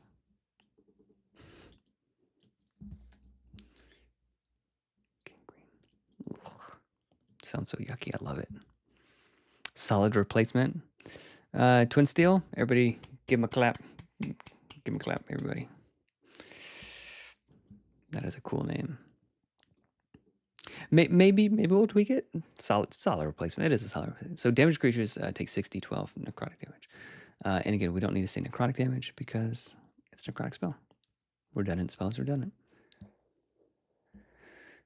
Okay, Unspeakable Word is a solid spell. A target within 60 feet dies on a failed will save. If they succeed, you drop to 0 hit points instead. The target has disadvantage if they are bloodied, advantage if they are unharmed. I like that. Risk reward, like, ooh, there is the storm giant. Do I risk it for the biscuit? Blam! You say the word, and he says, I've heard that word before, and you die. You drop to 0 hit points. You don't die. You can come back up. You can get better. You're a hero. But that, like, that kind of spell is going to create memories, everybody. It's going to make memories. Creeping Death is a tier 7 spell. Deal 8d12 necrotic damage to a creature within 60 feet. And actually, Unspeakable Word combined with, where is he? Combined with Shepherd of Death, Veilwalker's Blessing. When you would drop to 0 hit points, you may drop to 1 hit point instead and force an enemy within 30 feet to make a strength save. On a failure, they die. Oh no! It's almost as if Veilwalker's Blessing and the Shepherd of Death combos super nastily with Unspeakable Word. Like, oh man, how cool would that be? Like, you say the word, they're like boing flip, and then you say like, flip boing, and then you get them, right? Like, how cool. And you can upcast it and to increase the spell save DC as well. Creeping Death. Deal 8d12 necrotic damage. Again, we don't need to say necrotic damage, but I appreciate past Evan's gusto. Deal 8d12 damage to a creature within 60 feet. If this kills the creature, it violently erupts. And you must deal the same amount of damage to another creature within 60 feet of it that has not yet been damaged by this effect. Repeat until a creature survives this damage or no other creatures are in range. That is such a cool spell. They zigged, but I zagged. Uno reverse whoop. Was that a Scrubs reference? You know it was. Boing flip. Man, it's been a long time since I've seen Scrubs. I don't know if I'd recommend it. Again, there's shows you watch when you're young, and yeah, some of the things that happen you just sort of you miss. But it was funny to my naive young self. Creepiness. So there's Shadowmancer only spells. There's Shadow Blast, which is what's a warlock spell? I don't know. You guys know what it is. It's the Eldritch Blast. Eldritch Blast is Shadow Blast now. Deal 1d12 necrotic. Deal 1d12 plus charisma damage to a target within 6 feet. So Agonizing Blast is just added into it because, like, you know, any time there is a something where like, oh, I just have to pick this for it to even work. Eldritch Blast, yep. My favorite medical show. So this is a cantrip that deals amazing stupid damage, but it's once per round. And it does help compensate for the Shadowmancer's lower mana. And then there's Summon Shadow. There's another Shadowmancer only cantrip. Summon Shadow. Summon a D12 Shadow minion adjacent to yourself. Max int. And so actually, I'm going to go to the Shadowmancer because I think we've reworded just how some of this works. Just so that we have consistency.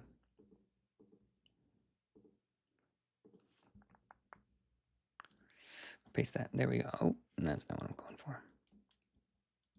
Okay. There we go. Summon a D12 Shadow minion adjacent to yourself. The maximum number of minions you can summon this way is equal to your level, whichever is lower. Makes sense. We'll lay out that layout, and then we'll add this. Your Shadow minions, blah, blah, blah, blah, blah. Here we go.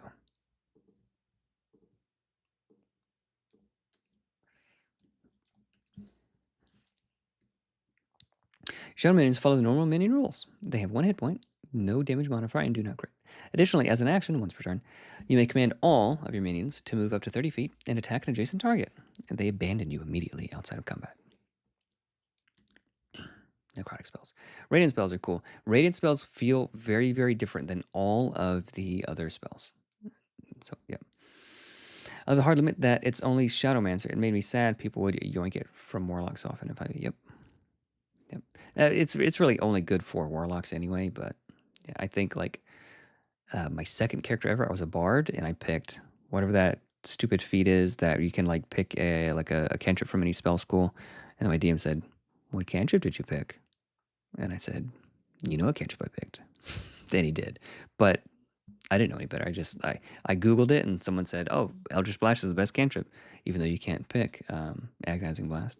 I didn't know that, so I picked it, and I was just a big dum-dum. Radiant spells, cantrip, 1 action, Rebuke, deal 1d6 radiant damage. Okay, just eliminate radiant. Deal 1d6 damage to a target within 20 feet. So radiant spells, they're more fair. They have shorter range, lower damage, but it ignores armor, which is pretty cool.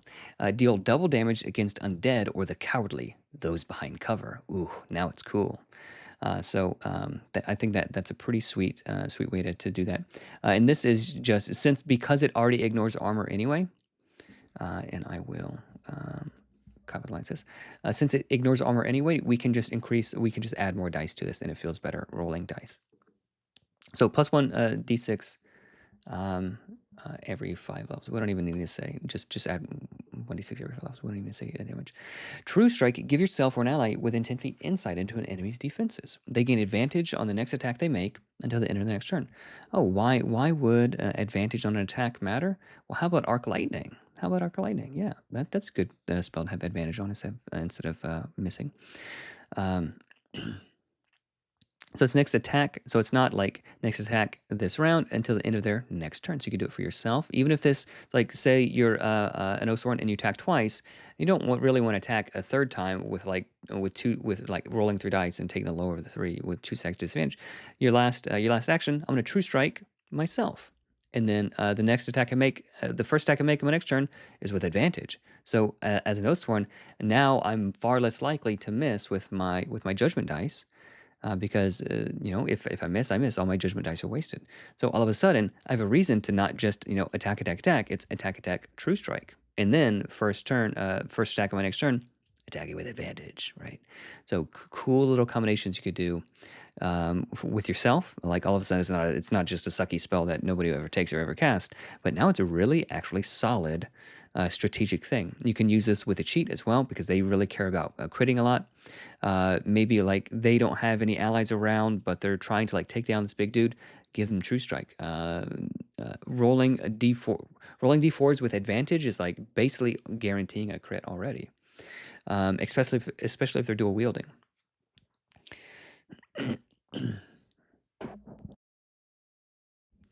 Now the cheat always taking extra radiant damage. What does that mean, Twin Steel?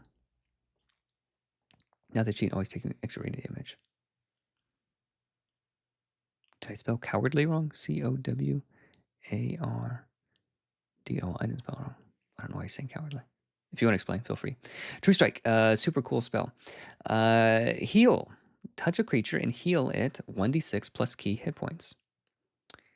He's saying all cheats are cowardly. Oh, okay. They're not cowardly, they're smart, okay? They're smart. And a little bit scared. Touch a creature and heal it 1d6 plus key hit points. And you can upcast this. So rather than having like 6 different healing spells that are essentially the same, just upcast this one spell. And you can choose how you do it. I'm just giving cheat players a hard time. Okay, yeah, makes sense. So for each additional mana spent, choose one. You can, instead of 1 target, you can have 2 targets. Instead of touch, you can have range. A plus 30 feet range. If they're way over there, spend a bunch of mana, you can reach them. Or you can do all of those. You can instead of 1 target, you can have 4 targets that are within 30 feet. So 5 mana or 6 mana now. You can add, and you can add, make it 4d6. You can add 3 extra d6. So you can heal 4 targets for 4d6 damage, and they're anywhere within 30 feet radius. That's pretty solid. And then, if 5 or more mana is spent, you may also heal 1 negative condition. Wow! So you can remove a wound from someone. You can remove the blinded condition or the deafened condition or any other condition you want. Really super powerful spell. Really super powerful spell.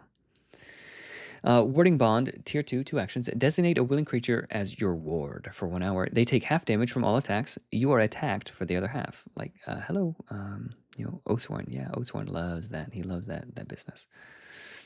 So if you're playing with a GM who is sort of trying to cheat you as Oathsworn, like, I don't want to attack you because you'll get you'll get your Judgment Dice. Yeah, just put Warding Bond.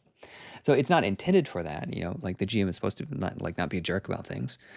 And there's advice in the GM guide about that. But yeah, you can help your boys do better. And it's not concentration, so you don't have to worry about any of that kind of stuff. And you can increase the duration as well. A Shield of Justice. This is something that was super duper extra mega busted before, and we had to change it. Reaction when you would defend for free. Okay. So it costs you action to cast a spell. So like you're doing this when you block. You reflect radiant damage back at the attacker equal to the amount blocked, ignoring armor. So initially this said increase your armor by 10 or something like increase your armor by a lot. Let me actually check the let's check the spell. I think the spell. Well, I think it's here. I think we can see. Initially it was Shield of Justice, defend free. No, I updated it already. Okay, yeah. So because I didn't want it to break. I think initially it was like add like 10 armor. It was something absurd. And when Oathsworn can have like 14 armor at level 1, dealing 14 damage, dealing 24 damage for was like way good. One negative condition on one target or all the targets. Anybody who's healed. Anybody who was healed.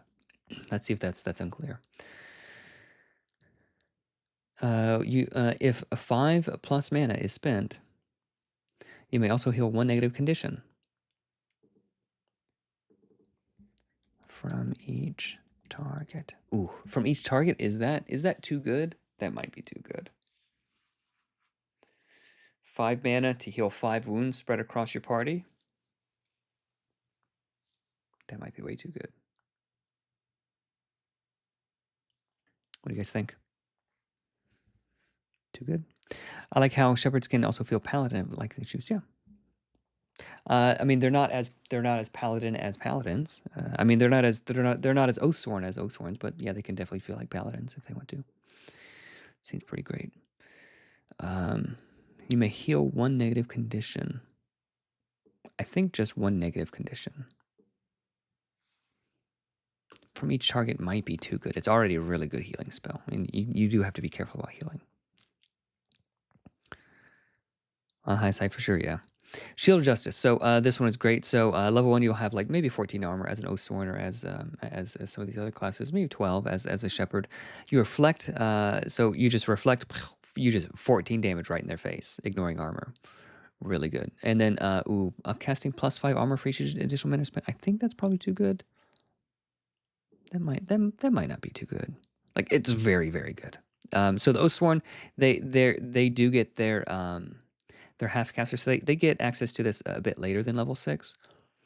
So it's not like immediately broken, but it is quite good. When do Oathsworn get to this spell? They're half casters, so their logic is slightly different than the other classes. Level 6, tier 3 spells. Color me corrected. They get it at level 6, which is pretty cool. I don't hate that. Past Evan was knew what he was doing. Tier 4 spells, tier 5, tier 6. Tier 7. Cool. Yeah, I'm fine with that. I should be, because I wrote it. Vengeance. I really like these Vengeance, these spells. So it makes sense. So like these are like the Justice.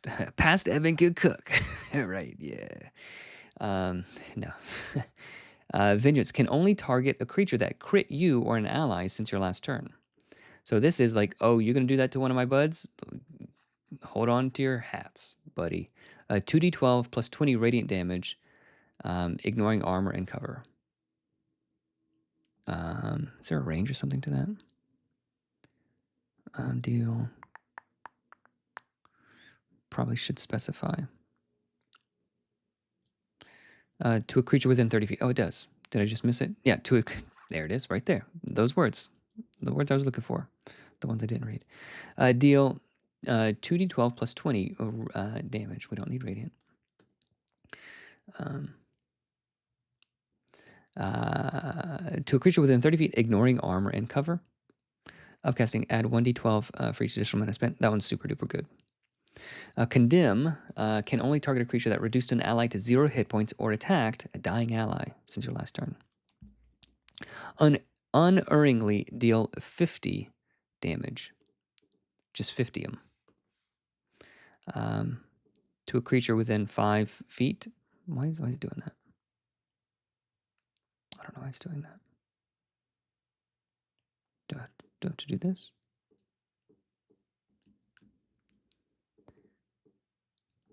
Oh, layout. I hate you.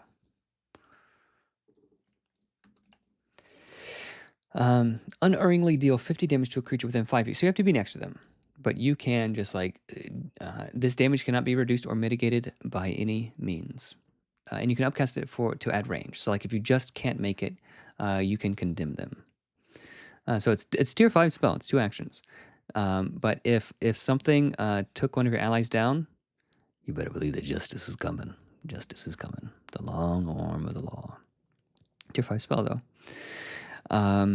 Pretty solid spell. Will there be spell cards for the utility cantrips? I have to see how many. So at this, so I think I've decided that the box set is going to have the cloth map. Let me grab my cloth map here.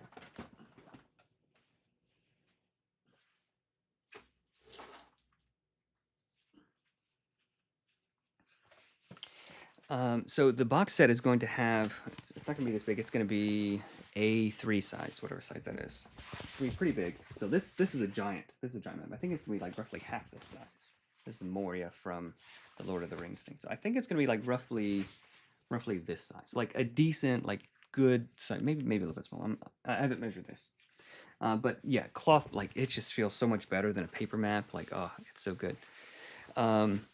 So I've got a quote from it. It's not that much more cost for me to upgrade from like I wasn't gonna have any map, but like we have like a level 6 adventure now. Like it's got a setting and it sort of needs a map. So the concern now is that it's adding weight to the package, and I don't want to increase people's shipping costs if I can help it. So I do need to be careful about how many additional cards I'm adding. So everything that was promised is definitely going to be there. If I can maybe, I might be able to make like the utility cantrips, like put like all 3 of the fire cantrips on one card, maybe like something like that. So I might do something like that. So that's something I'm still thinking about, but I am concerned about shipping costs because the cloth map will add a bit of weight. But I think that's definitely worth it, and I think people appreciate like the additional little bonus, even though I didn't say anything about that during the campaign. Free stuff is cool. Sacrifice. I forgot what the question was. Oh, yeah. I guess I answered it. Edward, hey. I will pay the shipping for a cloth map. Yeah. I mean, like, shipping is going to be charged later, but you know, people agreed to pay for shipping for like the box set that was promised. Like, if I start adding lead weights to it, like then people have to pay shipping. Like, that feels bad, you know. So I'm going to cover the additional like manufacturing costs, but I do want to be responsible and not just add like heavy things just for heavy things. Is it too late to upgrade my backer tier? No, it isn't. I have the pre-order, the pledge manager. It's approved to go live, and I just have to click the button to make it go live. So that will be sent out soon, where you can upgrade and change things. Combine utility spells to single cards makes sense, especially for mage. Yeah, so maybe that'll be like, this is the utility spells for the mage, so it'll have like the 3 elemental ones. This is the ones for this class. So I don't know. There's not a smooth way to do it. I'll have to think about it. I'll have to think about it. Sacrifice is a super cool, flavorful spell, and it's a radiant spell if I've ever seen one. Tier 6, 2 actions. Reduce yourself to 0 hit points. Sacrifice. You're sacrificing yourself. You cannot have more than 0 hit points until you long rest. So there's no getting out of this easily. You chug healing potion, you're at 0 hit points. You sacrifice yourself. You're not a hero if you can just like undo the sacrifice, right? So that's a big downside. So what do you get? What do you get for that? You can heal a number of hit points equal to your maximum hit points, divided as you choose to any number of other creatures within 60 feet. You may revive a creature that has died in the past minute if you give them at least 20 hit points, also healing 2 wounds from them, provided they have not been revived by this means before. And you can upcast it to add 30-foot range for each additional mana spent. So you give all of your hit points. You give all of your hit points to your allies. You sacrifice yourself to bring other people back. Super duper flavorful. I really like that spot. I like how that one turned out. And then Redeem is tier 9. Casting time 24 hours, and it requires a diamond worth at least 10,000 gold pieces, which the spell consumes. Revive any number of deceased creatures within 1 mile that have died in the past year, provided they have not died of old age or been revived with this spell before. So even the tier 9 spell can't just revive people unlimited in amounts of time. So there's this can revive once, this can revive once, and then the shepherd has one way if they spec into it that they can revive. Condemn feels a bit like a retribution. Yeah, retribution. So like someone did something bad, then you condemn them for that bad thing. Retribution, condemn, it's a similar idea. So those are the main radiant spells. Shepherd only. Let's go and grab the text from the updated Shepherd summon thingy thing spell. Maybe update sacrifice to use the same revive with a spell before language as redeem.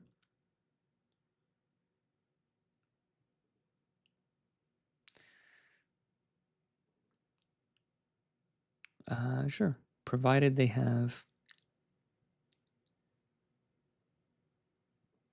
not been revived with this spell before.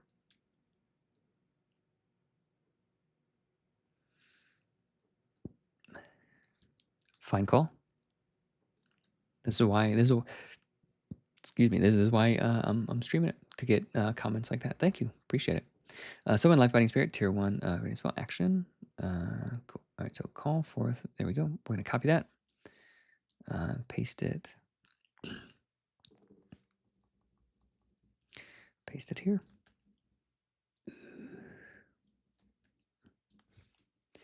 Call forth a spirit companion that faithfully follows you wherever you go. It is immune to damage and other harmful effects. It lasts until you cast this spell again, a long rest, or until it has healed a number of times equal to the mana spent to summon it. So it expires on long rest just to avoid the shenanigans of like, all right before I go to sleep, I'm gonna put all my energy to summon this one big super strong doggo, and then I'll long rest, and then I'll get all my mana back. So just to prevent like shenanigans. Anytime you do a cool magic-y thing, it should cost something. Or until it has healed a number of times equal to the mana spent to summon it. Okay, so let's grab the other half of the spell.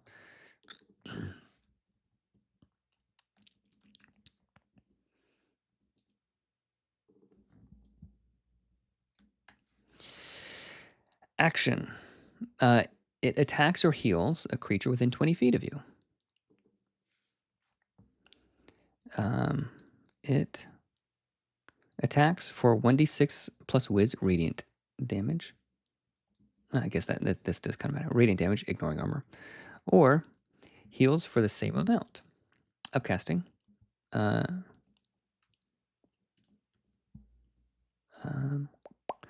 Increase its die size by 1, max d12, for each additional mana spent. There we go. That is a Life Binding Spirit, the very, very good boy, the goodest of all boys. Double been revived. No, I didn't. I wouldn't do that kind of thing. See, look, see, it looks perfect. Provided they have not been revived with this spell before. Thank you so much for spotting that. I believe Warding Bond and Sacrifice's upcasting should be moved down like the others were. I mean, you're not wrong. Thank you. Warning bond. Yep. Thank you. Appreciate that. Also, just makes you see this.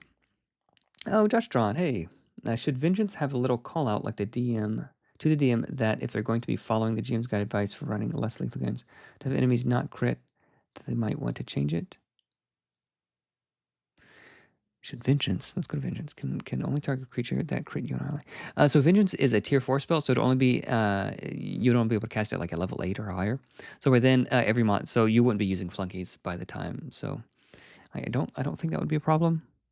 Yeah, without crits it doesn't do much, so yeah, by level 8, yeah, you're not worried like you are at level 1, level 2 about like, oh, they crit twice, you know. So flunkies are creatures that can't crit. You wouldn't really be an issue at that point. So those are the radiant spells. Sorry guys, I'm getting a little excited, a little carried away.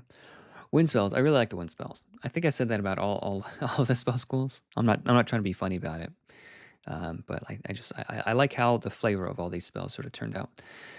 Wind spells. Razor Wind deal 1d4 slashing damage. So the baseline, like proper amount of damage for a thing, for a spell, a cantrip at least, or any attack, is 1d10 per action. So Firebolt is like the baseline. Evan likes all the spells, confirmed. Yeah. Cool. Players really enjoyed using them in the game tonight. Cool. Yeah, I really hate this. I really hate this spell. So D10, 1d10 damage, so like 5.5 damage, is the baseline for like how much damage a spell should do. So if it deals less damage, you should be compensated. It deals more damage, there should be some sort of a drawback. So 1d4 damage on a cantrip is like way below rate. But it's 1d4 slashing damage to up to 2 adjacent targets within 90 feet. So the range is decently long, and it's vicious. You roll an additional die whenever this crits. And then at high levels, it's +2 damage every 5 levels. So it's sort of like a mini AoE, but some classes really want to be critting because it ignores armor as well. Breath of Life. So for instance, the mage invoke chaos. Whenever you crit, you get to invoke chaos. You get to roll on the chaos table. The fun, crazy, cool thing. And what kind of spells are gonna crit the most? Wind spells. Wind spells. Oh wait, but the mage of chaos, they only know where is it? I'm being a little bit silly now. They only know fire, ice, and lightning cantrips. Oh, hang tight. At level 7, you can learn one cantrip, one tiered spell from the Wind School. Hey, how cool! Cool combos. The vicious feature is nice, yeah. Breath of Life, as a cantrip, you just restore 1 hit point to a dying creature within 30 feet. So this is similar to what Spare the Dying. But instead of stabilizing, you give them a hit point. So that's how the dying condition ends. So yes, it is a free heal, but it's only to dying creatures, and it's only 1 hit point. And the range increases by 10 feet every 5 levels. Bluster Gale, Tier 1, 2 actions. Deal 3d4 slashing damage to a target within 90 feet. Move a medium or smaller creature 5 feet. It has advantage against flying or small or tiny targets, and move them twice as far. And it's also vicious. So Bluster Gale is a Tier 1 spell. And it doesn't deal a whole lot of damage, 3d4, but there are situations where you would definitely prefer this over the Fire cantrip, or over the Fire Tier 1 spell, or over the Ice Tier 1 spell. So each one of, or any other Tier 1 spell. So each spell school has like a cool lane, a cool niche where like they perform best, rather than, oh, this one just always deals the most damage. That's Blustery Gale. And you can upcast it to increase the movement by 5 feet, or move a creature 1 size category larger for each additional mana spent. I think that was updated in the most recent version. Let's check it out. Because movement ended up being super duper good. Increase the movement by 5 feet for each additional mana spent. Yeah, so rather than allowing you to move like gigantoid creatures, I did change that because in playtesting, and this has been playtested, it was too good. Increase the movement by 5 feet for each additional mana spent. That was actually good enough. Okay. And have we been moving this part to the next line also? Might as well. It's already going to 2 lines. Barrier of Wind is a really solid reaction spell. Reaction when you would defend. So again, similar to Flame Barrier and Ice Barrier and all those others. Reaction when you would defend. Ranged attacks have disadvantage against you. Ranged attacks have disadvantage against you until the start of your next turn, including the triggering attack. Then defend for free. So if you're sitting there and there's like a bunch of archers in the trees that are all trying to shoot at you, whew, big barrier of wind, and it makes sense. It makes sense. Like a dude can walk through that and smack you. But range attacks, they're just all the arrows sort of get flicked around, and so they have disadvantage, including the triggering attack, and then you can defend for free. +2 armor for each additional mana spent. So I really like that spell for the niche that it has. And so each one of the defensive spells for each spell school feels different. They have a reason why you would use each one of them. The other spell schools don't have high levels on a new line. Good to know. Good to know. High level, upcasting. That one's good. Upcasting. There's no upcasting. Okay, let's go to the next one. High levels. Oh, yeah. See, because I want this to be 2 lines and not 3 lines. Oh, we've got the space. High levels. Upcasting. Ugh. Now, you guys. I don't want to complain. I'm done complaining. But you know what I'm thinking. Upcasting. Okay. You know what I'm thinking about layout. I just won't say it. High levels, upcasting. Okay. Necrotic.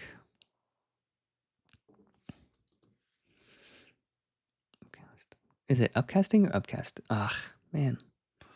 I'm so upcasting. These are all upcasting. Okay, so I guess I will change this one to upcasting.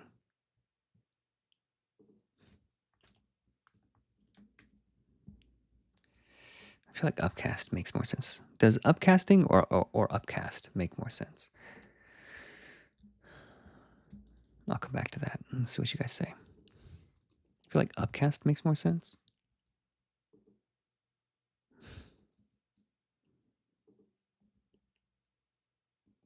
Gangrenous Burst. I forgot we changed that. That is such a solid name. I don't think an ice spell. I think an ice spell is in the wrong font. You gotta be kidding me.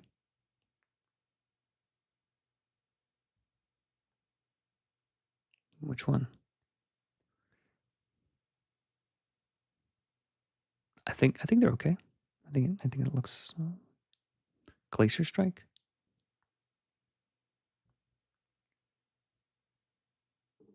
Oh, it's bolded. Yeah, man, you guys are good. Wow, nice. Thank you. Upcast sounds good to me. Like upcast cost, more economic with words. All right, so let's do a find and replace. Upcasting to upcast. By next, upcasting spells. Okay, so it's like a verb there and then a noun elsewhere. I don't know. Change.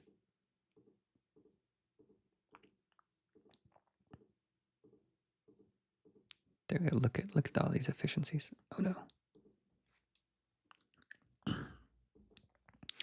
Really appreciate all you guys with your questions and advice and typo spotting and all that kind of stuff.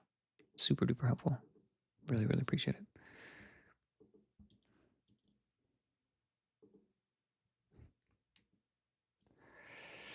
Okay. Change. Upcast. Yeah, upcast is more better.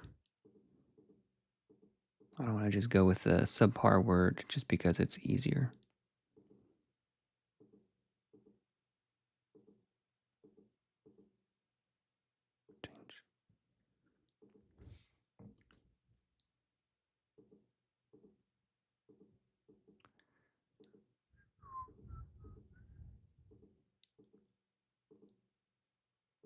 Find next. Okay, we're done. Find next. Search is completed. Perfect. Right, so let's go back down. We'll save those changes. Wind spells. Okay, barrier of wind, fly. It's the good old fly you all know and love. Gust of living wind lifts a target you touch effortlessly into the air. They gain a flying speed of 60 feet for the duration. Plus one target for each additional mana spent. Eye of the Storm. Enemies within 15 feet of you take. So is enemies. So wind is lower damage, but it can protect your allies. Enemies within 15 feet of you take 6d4 plus 10. So initially it was like just a whole mountain of d4s, but like at a certain point, you're not like, who are you kidding? So 64 plus 10 slashing damage, just to save a little bit of time. Then up here, there's one that is like a bunch of, maybe that was it. 64 plus 10 slashing damage. You may move any affected affected surviving creatures anywhere within 5 feet of the storm's radius on a failed strength save. Upcast plus 5 foot radius for each additional mana spent. Updraft is my favorite spell.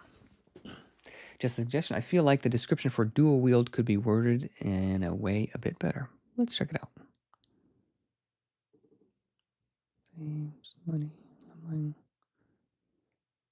Sorry, just close your eyes if you're getting nauseous. Dual wielding. Heroes may wield 2 light weapons. And if you want to, Orange, if you want to like be more specific, like what in particular was confusing, I'd appreciate that. Heroes may wield 2 light weapons at the same time. Okay. Instead of attacking with a main hand and offhand weapon separately, once per round, roll both weapon dice and choose either result. You may dual wield one-handed weapons without the light property if your strength is 3 or greater, or one weapon without the light property if your strength is 2. Should I just like swap like these two clauses in the second sentence, or is it like the note that's confusing? You tell me what you think. I'd be interested to hear your thoughts. All right, back to wind. We're almost done, guys. Wow. Yeah, just a couple more pages. Updraft, one of my favorites. Was choose a 25-foot square area within 60 feet. So does that mean 25 by 25 or 5 by 5?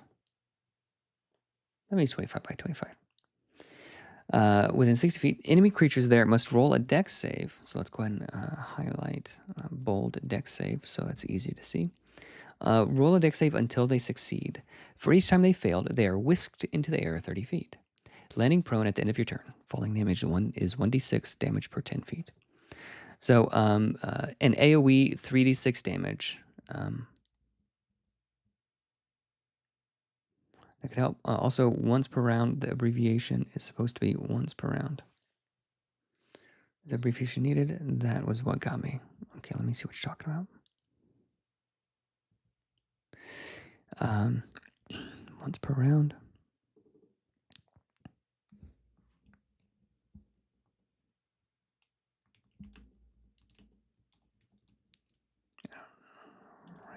Once per round.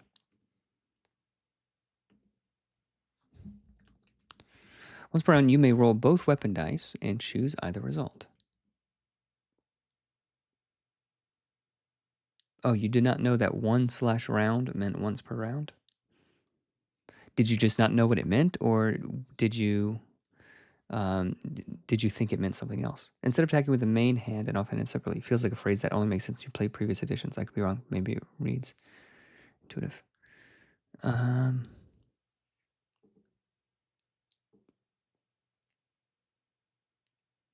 Yeah, I guess. Yeah, I mean, I'm all for cutting stuff if you guys don't think it's necessary. Let's see how that reads. Heroes may wield 2 light weapons at the same time. You may dual wield one weapon. I'll just copy this. One weapon without light property if its strength is 2. You may dual wield one weapon You may dual wield one weapon without the light property if your strength is 2 or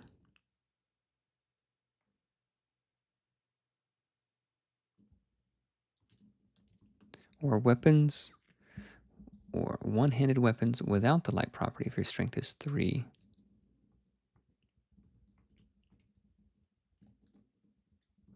plus.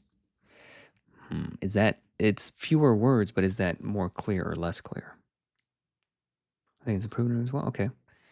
I feel like I've seen feedback on the Discord about this. Okay. Heroes may wield 2 light weapons at the same time. Once per round, you may roll both weapon dice and choose either result. You may dual wield one weapon without the light property if your strength is 2 or one hand. Yeah, I think this sentence made more sense the other way around.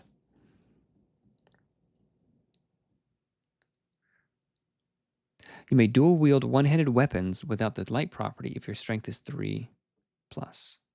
We can still do that. Or one weapon without the light property if your strength is 2. Yeah, tighten grip. Okay, that's better.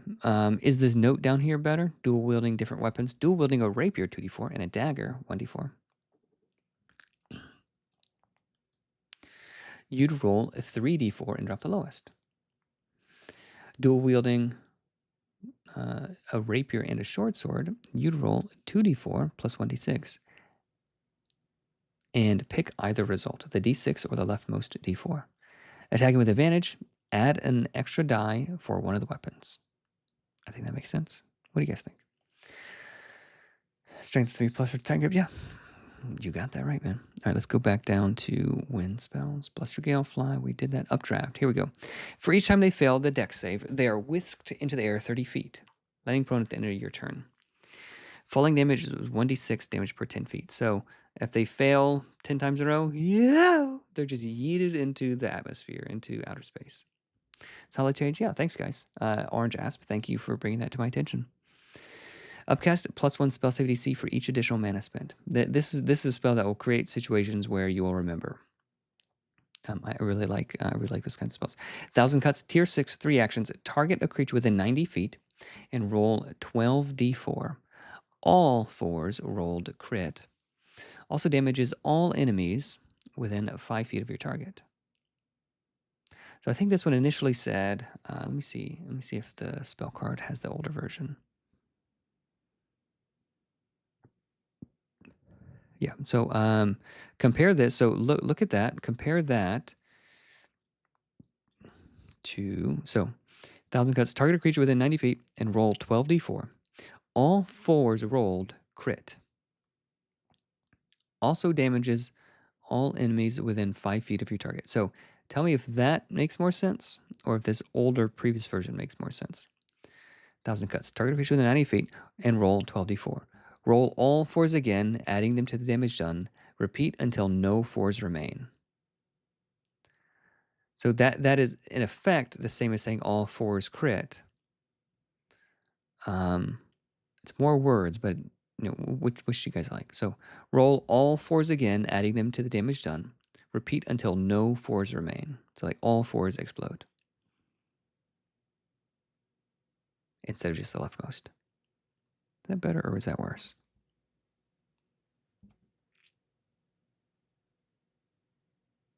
I think the newer version. Okay. If anybody else has any thoughts, feel free to add them. Yeah, I think it's just me and Edward, and now in orange. May need more eyes on it. Yeah, fair. Edward, thanks for staying with me. Boisterous Gale, so this is a tier 7 wind spell. It's not a damaging spell, but it's definitely a big utility spell. Oh, Yan's here. Yan Jocelyn. Does that mean the Chaos Mage and trigger may trigger up to 12 chaos effects? No. So it is, you cast this spell and it crit. It's just you can roll a bunch of extra crit dice. All 4s crit and explode. I mean that's what crit means. It means it explodes. I think the spell card is more clear. Interesting. All 4s rolled crit.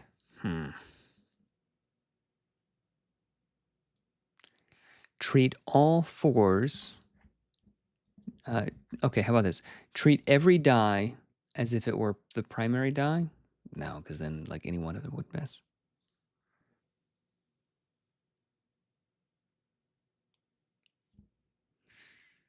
I feel like I need to. So I would hate to have a tier 6 spell for 3 actions that could miss. This attack does not miss, and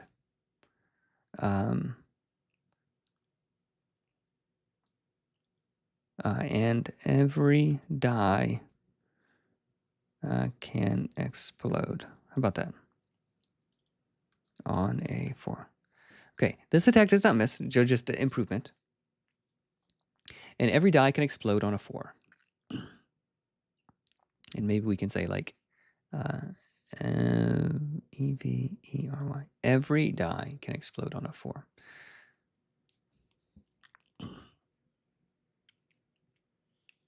I like that. Every die explodes on a 4. Maybe put a poll up in Discord. Yeah. Fair. I like this better. Boisterous Gale. You and up to 12 allies gain a flying speed of 60 feet. Can move up to their speed for free once each round, and ranged attacks have disadvantage against you.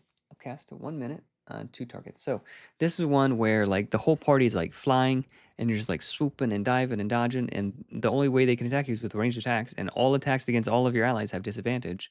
So there's just like a big, boisterous, windy, the I'm exploding you spell. Yeah. So yeah, 1,000 Cuts is not a spell you cast often, but man, oh man.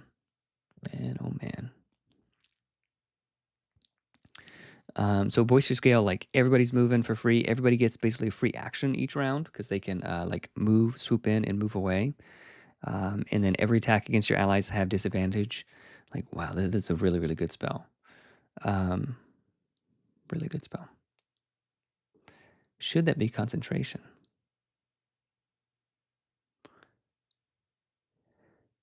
I think it is concentration on the spell card. I think I just forgot to add it here. Boisterous Gale. Yeah, it is concentration. I knew it. I knew it. Boisterous Gale. How am I? Reaction, concentration up to 10 minutes. Okay. So add this. Concentration up to 1 minute. Bingo. Bingo. Concentration up to 1 minute. Yeah. So the upcast makes more sense. Plus 1 minute.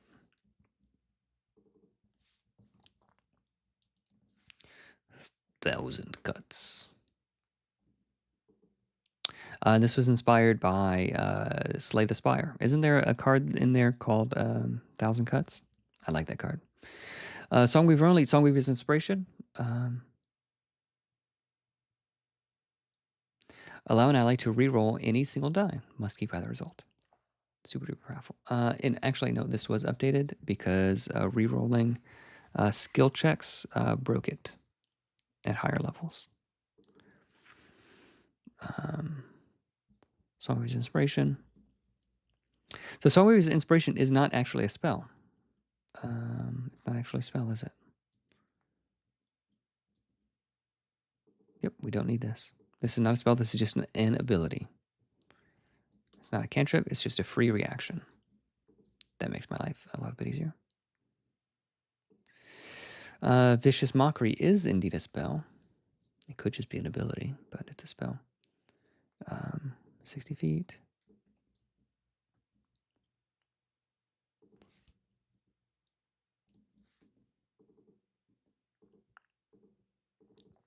Let's see if it reads the same way. 1d4. Let's add the range. Range. 1d4 plus int psychic damage ignores armor. The target's next attack is made with disadvantage plus 3. Okay, yeah, all of that's good. And we can put that in parentheses like the other one. Cool. Those are all the spells, all the main spells, and then here are the utility spells. Interested in you guys' thoughts on this. Updraft. Is it a square with 25-foot side or a 25 square feet area? Probably the first, since the second would be a single 5-foot square. Yes. But I think it's a little confusing. Yeah, I read through it too, and I thought it was a little bit confusing. So I'll go ahead and clarify. 25. I've got to scroll up to the fire spell to grab the multiply action, the multiply symbol. So it'll be a 25 by 25 foot square. 25 by 25 foot square area. Is that more clear?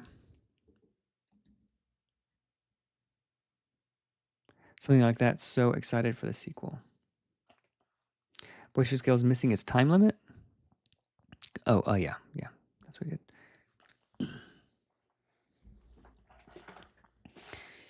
Cool, makes sense. All right, so let's go to the utility spells. These were formerly utility cantrips, but when it was confusing with some of the wording, so I changed the utility spells. These spells are not learned with other cantrips. Instead, spellcasting classes can gain access to these additional utility spells as they level up. Okay, these spells are not learned with other cantrips. Instead, spellcasting classes gain access to these additional utility spells as they level up. I think that makes sense. Updraft is clear now. Good. I do find the utility spells quite odd to have a different formatting compared to the other cantrips and spells. Fair? That's fair. I didn't want to have them spread across a bunch of different pages. Maybe you can reformat. Fire, kindle. Action, conjure a single minor visual illusion. Make something warmer or ignite a small unheld item. Small unheld item. I don't know if we need a comma there. Fire step. Casting time, 1 minute. I'm going to go ahead and update this. Update document. I've got people reading through this. Fire step, my favorite spell. I said that a bunch. Casting time, 1 minute. Touch a fire source and teleport to another fire source you can see. Ooh, cool. So it's not a combat spell, but it is a nice utility spell. Firebrand, touch a surface and secretly mark it with a symbol or brief message. Ooh, I forgot about that one. I like that one. Speaking a chosen command word reveals the hidden mark. Ice, manipulate ice. Action, conjure a sheet of opaque or transparent ice, no bigger than a window or a small door, so hinting at the use of it. Or harmlessly freeze, thaw, or move a bath-sized amount of water near you. And harmless, it needs to say harmless, otherwise people will try to freeze people's blood and stuff. Yep. Ice disc, casting time 1 minute. Conjure a disc of ice that floats just above the ground and follows you. It can carry up to 250 pounds of weight for 1 hour. Wintry scrying, casting time 10 minutes. Turn a small patch of water into a reflective icy mirror. Looking through this mirror grants you vision of any desired location near this same body of water.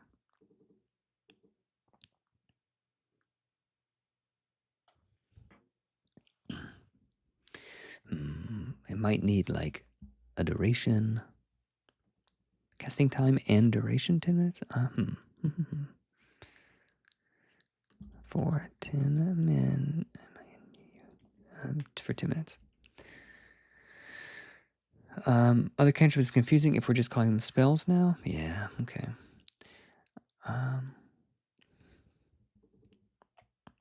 These spells are not learned with other spells. What if we just said spellcasting classes gain access to these additional utility spells as they level up? They do not cost any mana. What if we just said that? They're not cantrips. They just happen to be spells that don't cost mana. For Kindle, unheld, is that specific enough? Can you light a shoe on fire? What about a handkerchief hanging out of someone's pocket? I mean, it's uncarried. It's something that's not being carried or worn or whatever. I think that's fine.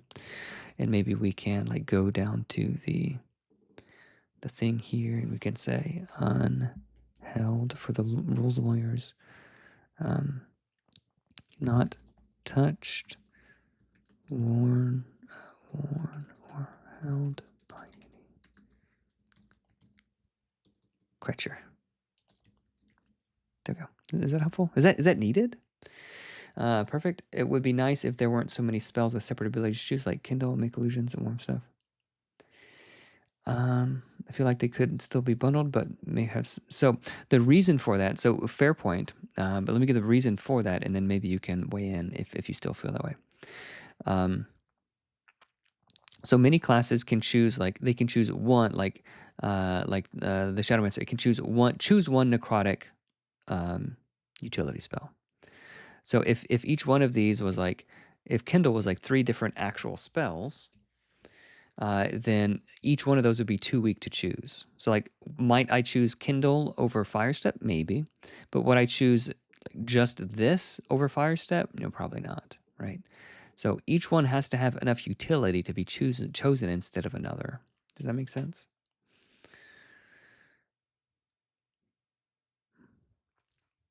Wintry Scrying. And please feel free to weigh in if you still feel that way. I feel like people will try to exploit it. Kindle, for example, without the definition. So I like it. Okay.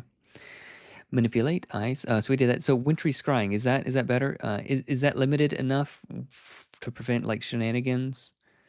If we just add for 10 minutes, so they can't just like permanently set up a video camera.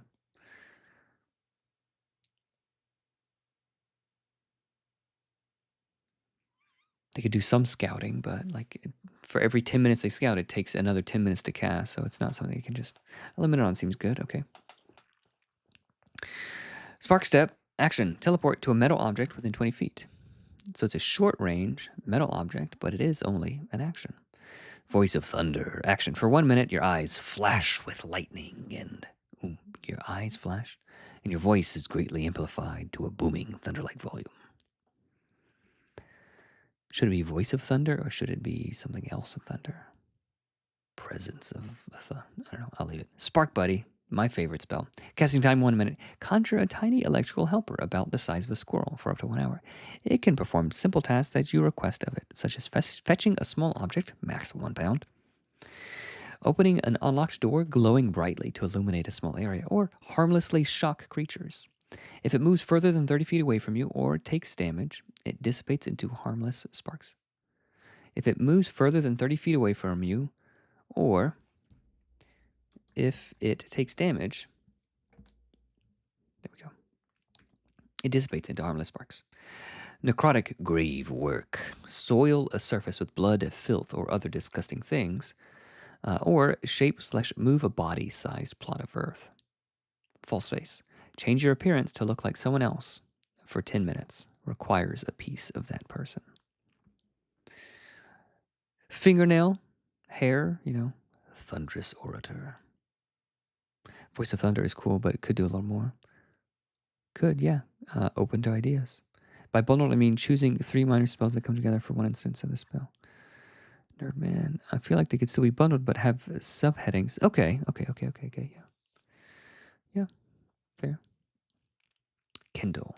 It could be Conjure, Warm, or Ignite. Yeah.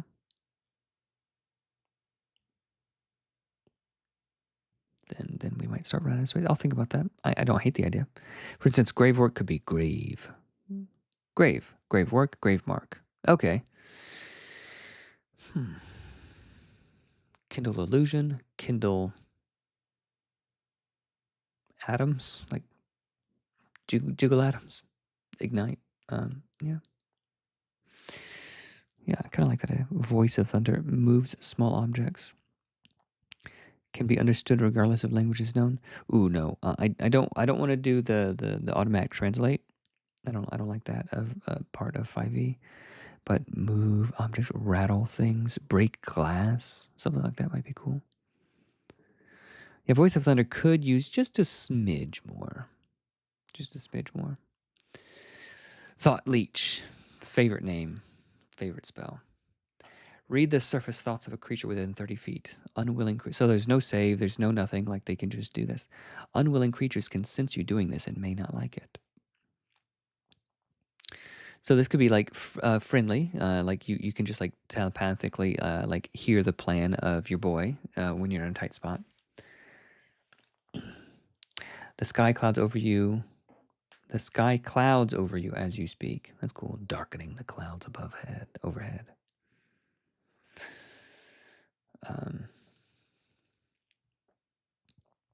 Thought Leech is cool. Radiant light. Action. Cause an item to brightly glow with radiant light for as long as you hold it. Beautify. Clean dirt or stains from an object from an item. Repair a small tear or break in a non-magical item. Or conjure tiny beautiful things, flowers, butterflies, etc. Bond of peace. You may telepathically communicate simple thoughts or feelings with a friendly creature you can see, or imbue your spoken words with peaceful magic that can help the angry or fearful to be calmed. Does Thought Leech need a limit? It has a limit of 30 feet, and it has a limit of you might make people angry. Does it need more of a limit than that? Interested to hear. Bottom piece. Wind, whispered on the wind. Action. You whisper a message into the wind, and it will be secretly carried to a specified target within 10 miles. Does it need to be... Does it need to be further than that? Like 1 mile is as good as 10 miles, but like, do we want people worrying about like, oh, are we more than 10 miles away?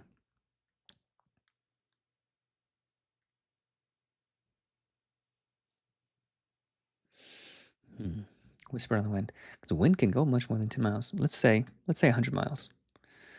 So not clear across the continent, but like as far as you would reasonably travel and then want to return to a town. Yeah, it is one way though. It is one way.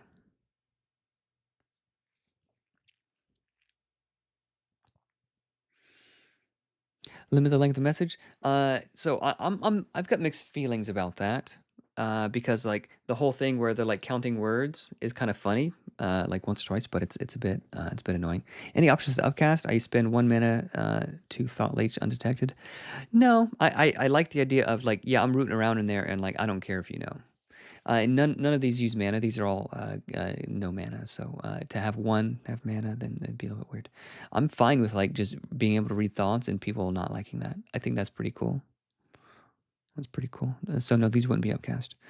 Whisper on the Wind. Helpful Gust. Gently move a tiny unheld item within 30 feet in any direction or generate in any direction. Or generate an illusory scent. Featherfall reaction. Cause a falling creature within 30 feet to gently float to the ground unharmed. 30 feet. 30 feet is probably close enough. Far enough. Okay, guys. We did it. We did it. There's a glossary of terms. I'll fiddle with that later. But we did it. The core rules, version 1.4, is about to go out. I might not send it out today. Well, there's a lot more. I thought I would just scroll right to the top. There's a lot more pages than I thought. I might not send it out tonight since it's late already, but this one is ready to get sent out. And the next up is round 2 of the GM Guide. GM Guide needs more content, and I'm working on that. JP, wow, hey, cool, you're still here. Thanks for hanging out, man. Thanks for sticking around. JP, when is the Kickstarter launching? Is it a secret or do we know? A lot of spells are missing a duration. Nerd man, don't say that to me. Don't make me go back. September 24th. All right, I'm gonna mark that on my calendar. JP Covert. JP, is it pronounced covert or covert? Kickstarter. Cool, yeah. JP Covert. I recently found your YouTube, JP Covert, have been loving your videos. Yeah, he's super cool. He's super chill. I love the stuff he makes. I've got like 1 million of his zines. Well, this one's not one of yours. Like I've got 1 million of his zines. Like they're super cool. And my son likes the ones where he can draw maps. Like this is drawing cities and stuff. Like he, JP, my son has your drawing style now. If that, I hope that makes you happy. Like it makes me happy. That wrong one. This one. So like drawing dungeons, there's like cool things where he walks you through like how to draw like a sweet dungeon like that. Like don't you want to know how to draw a sweet dungeon? Like look at that. And this is the camera's backwards for me. So here's spiral staircase, stone stairs. Like how easy is that? I really like. I think my son has the one where it's like drawing maps. He loves that one the most. Um, but he makes it really simple. No, I have it here. Making maps. Like look at this. Like you might think you're not an artist, but like look at that. You gotta be like some sort of Michelangelo to like draw something like that. Like this. Sorry, the camera's backwards. I'm not used to it. Um, but like if you can draw squiggles, you can make a river. If you can draw like that, I'm sorry guys, my brain doesn't work when the camera's backwards. So like look how cool, like look how cool this is. You know, like farm, like that's farms. My brain is breaking. So yeah, my son will like this kingdom over here. No, over here. Like towns and things. You can draw a whole castle, and it's broken down. So these are some of my favorite things. So JP's Patreon is super cool. If you guys want to check it out, every month I get one of these bad boys in the mail, and I love it. I love it. Okay, guys. Thank you so much for hanging out. Coovert, got it. JP Coovert. Good to know. Nerdman, if you want to leave a comment, or if you want to be more specific, I don't know. Bottom piece needs a casting range if you have an area. Okay, yeah. I'll do that later. We're wrapping it up. It's late.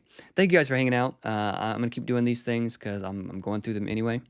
Maybe not tomorrow, but sometime soon. So I'm working on the gym guide, and then I'm going to be working on the extra subclasses and some of the additional content in the adventure. So I might actually do another stream once I start going over the adventures. It's like, hey, this is what the people, my writers, gave me, and then this is what I'm gonna do with them, and sort of synthesizing them and coming up with cool ideas, fill in blanks and stuff. Yeah, definitely pick it up. I think JP's got those just for sale. You could just buy them. So if you're not a Patreon, if you're not a patron of his, I think you could just buy them on his shop, right? Is that right, JP? You can just buy them on the shop. Yeah, so check him out. He's a cool guy. He's got some cool stuff. Wait, give all right. That's my wife. She's giving me the wrap it up signal. All right, good night, everybody. See ya.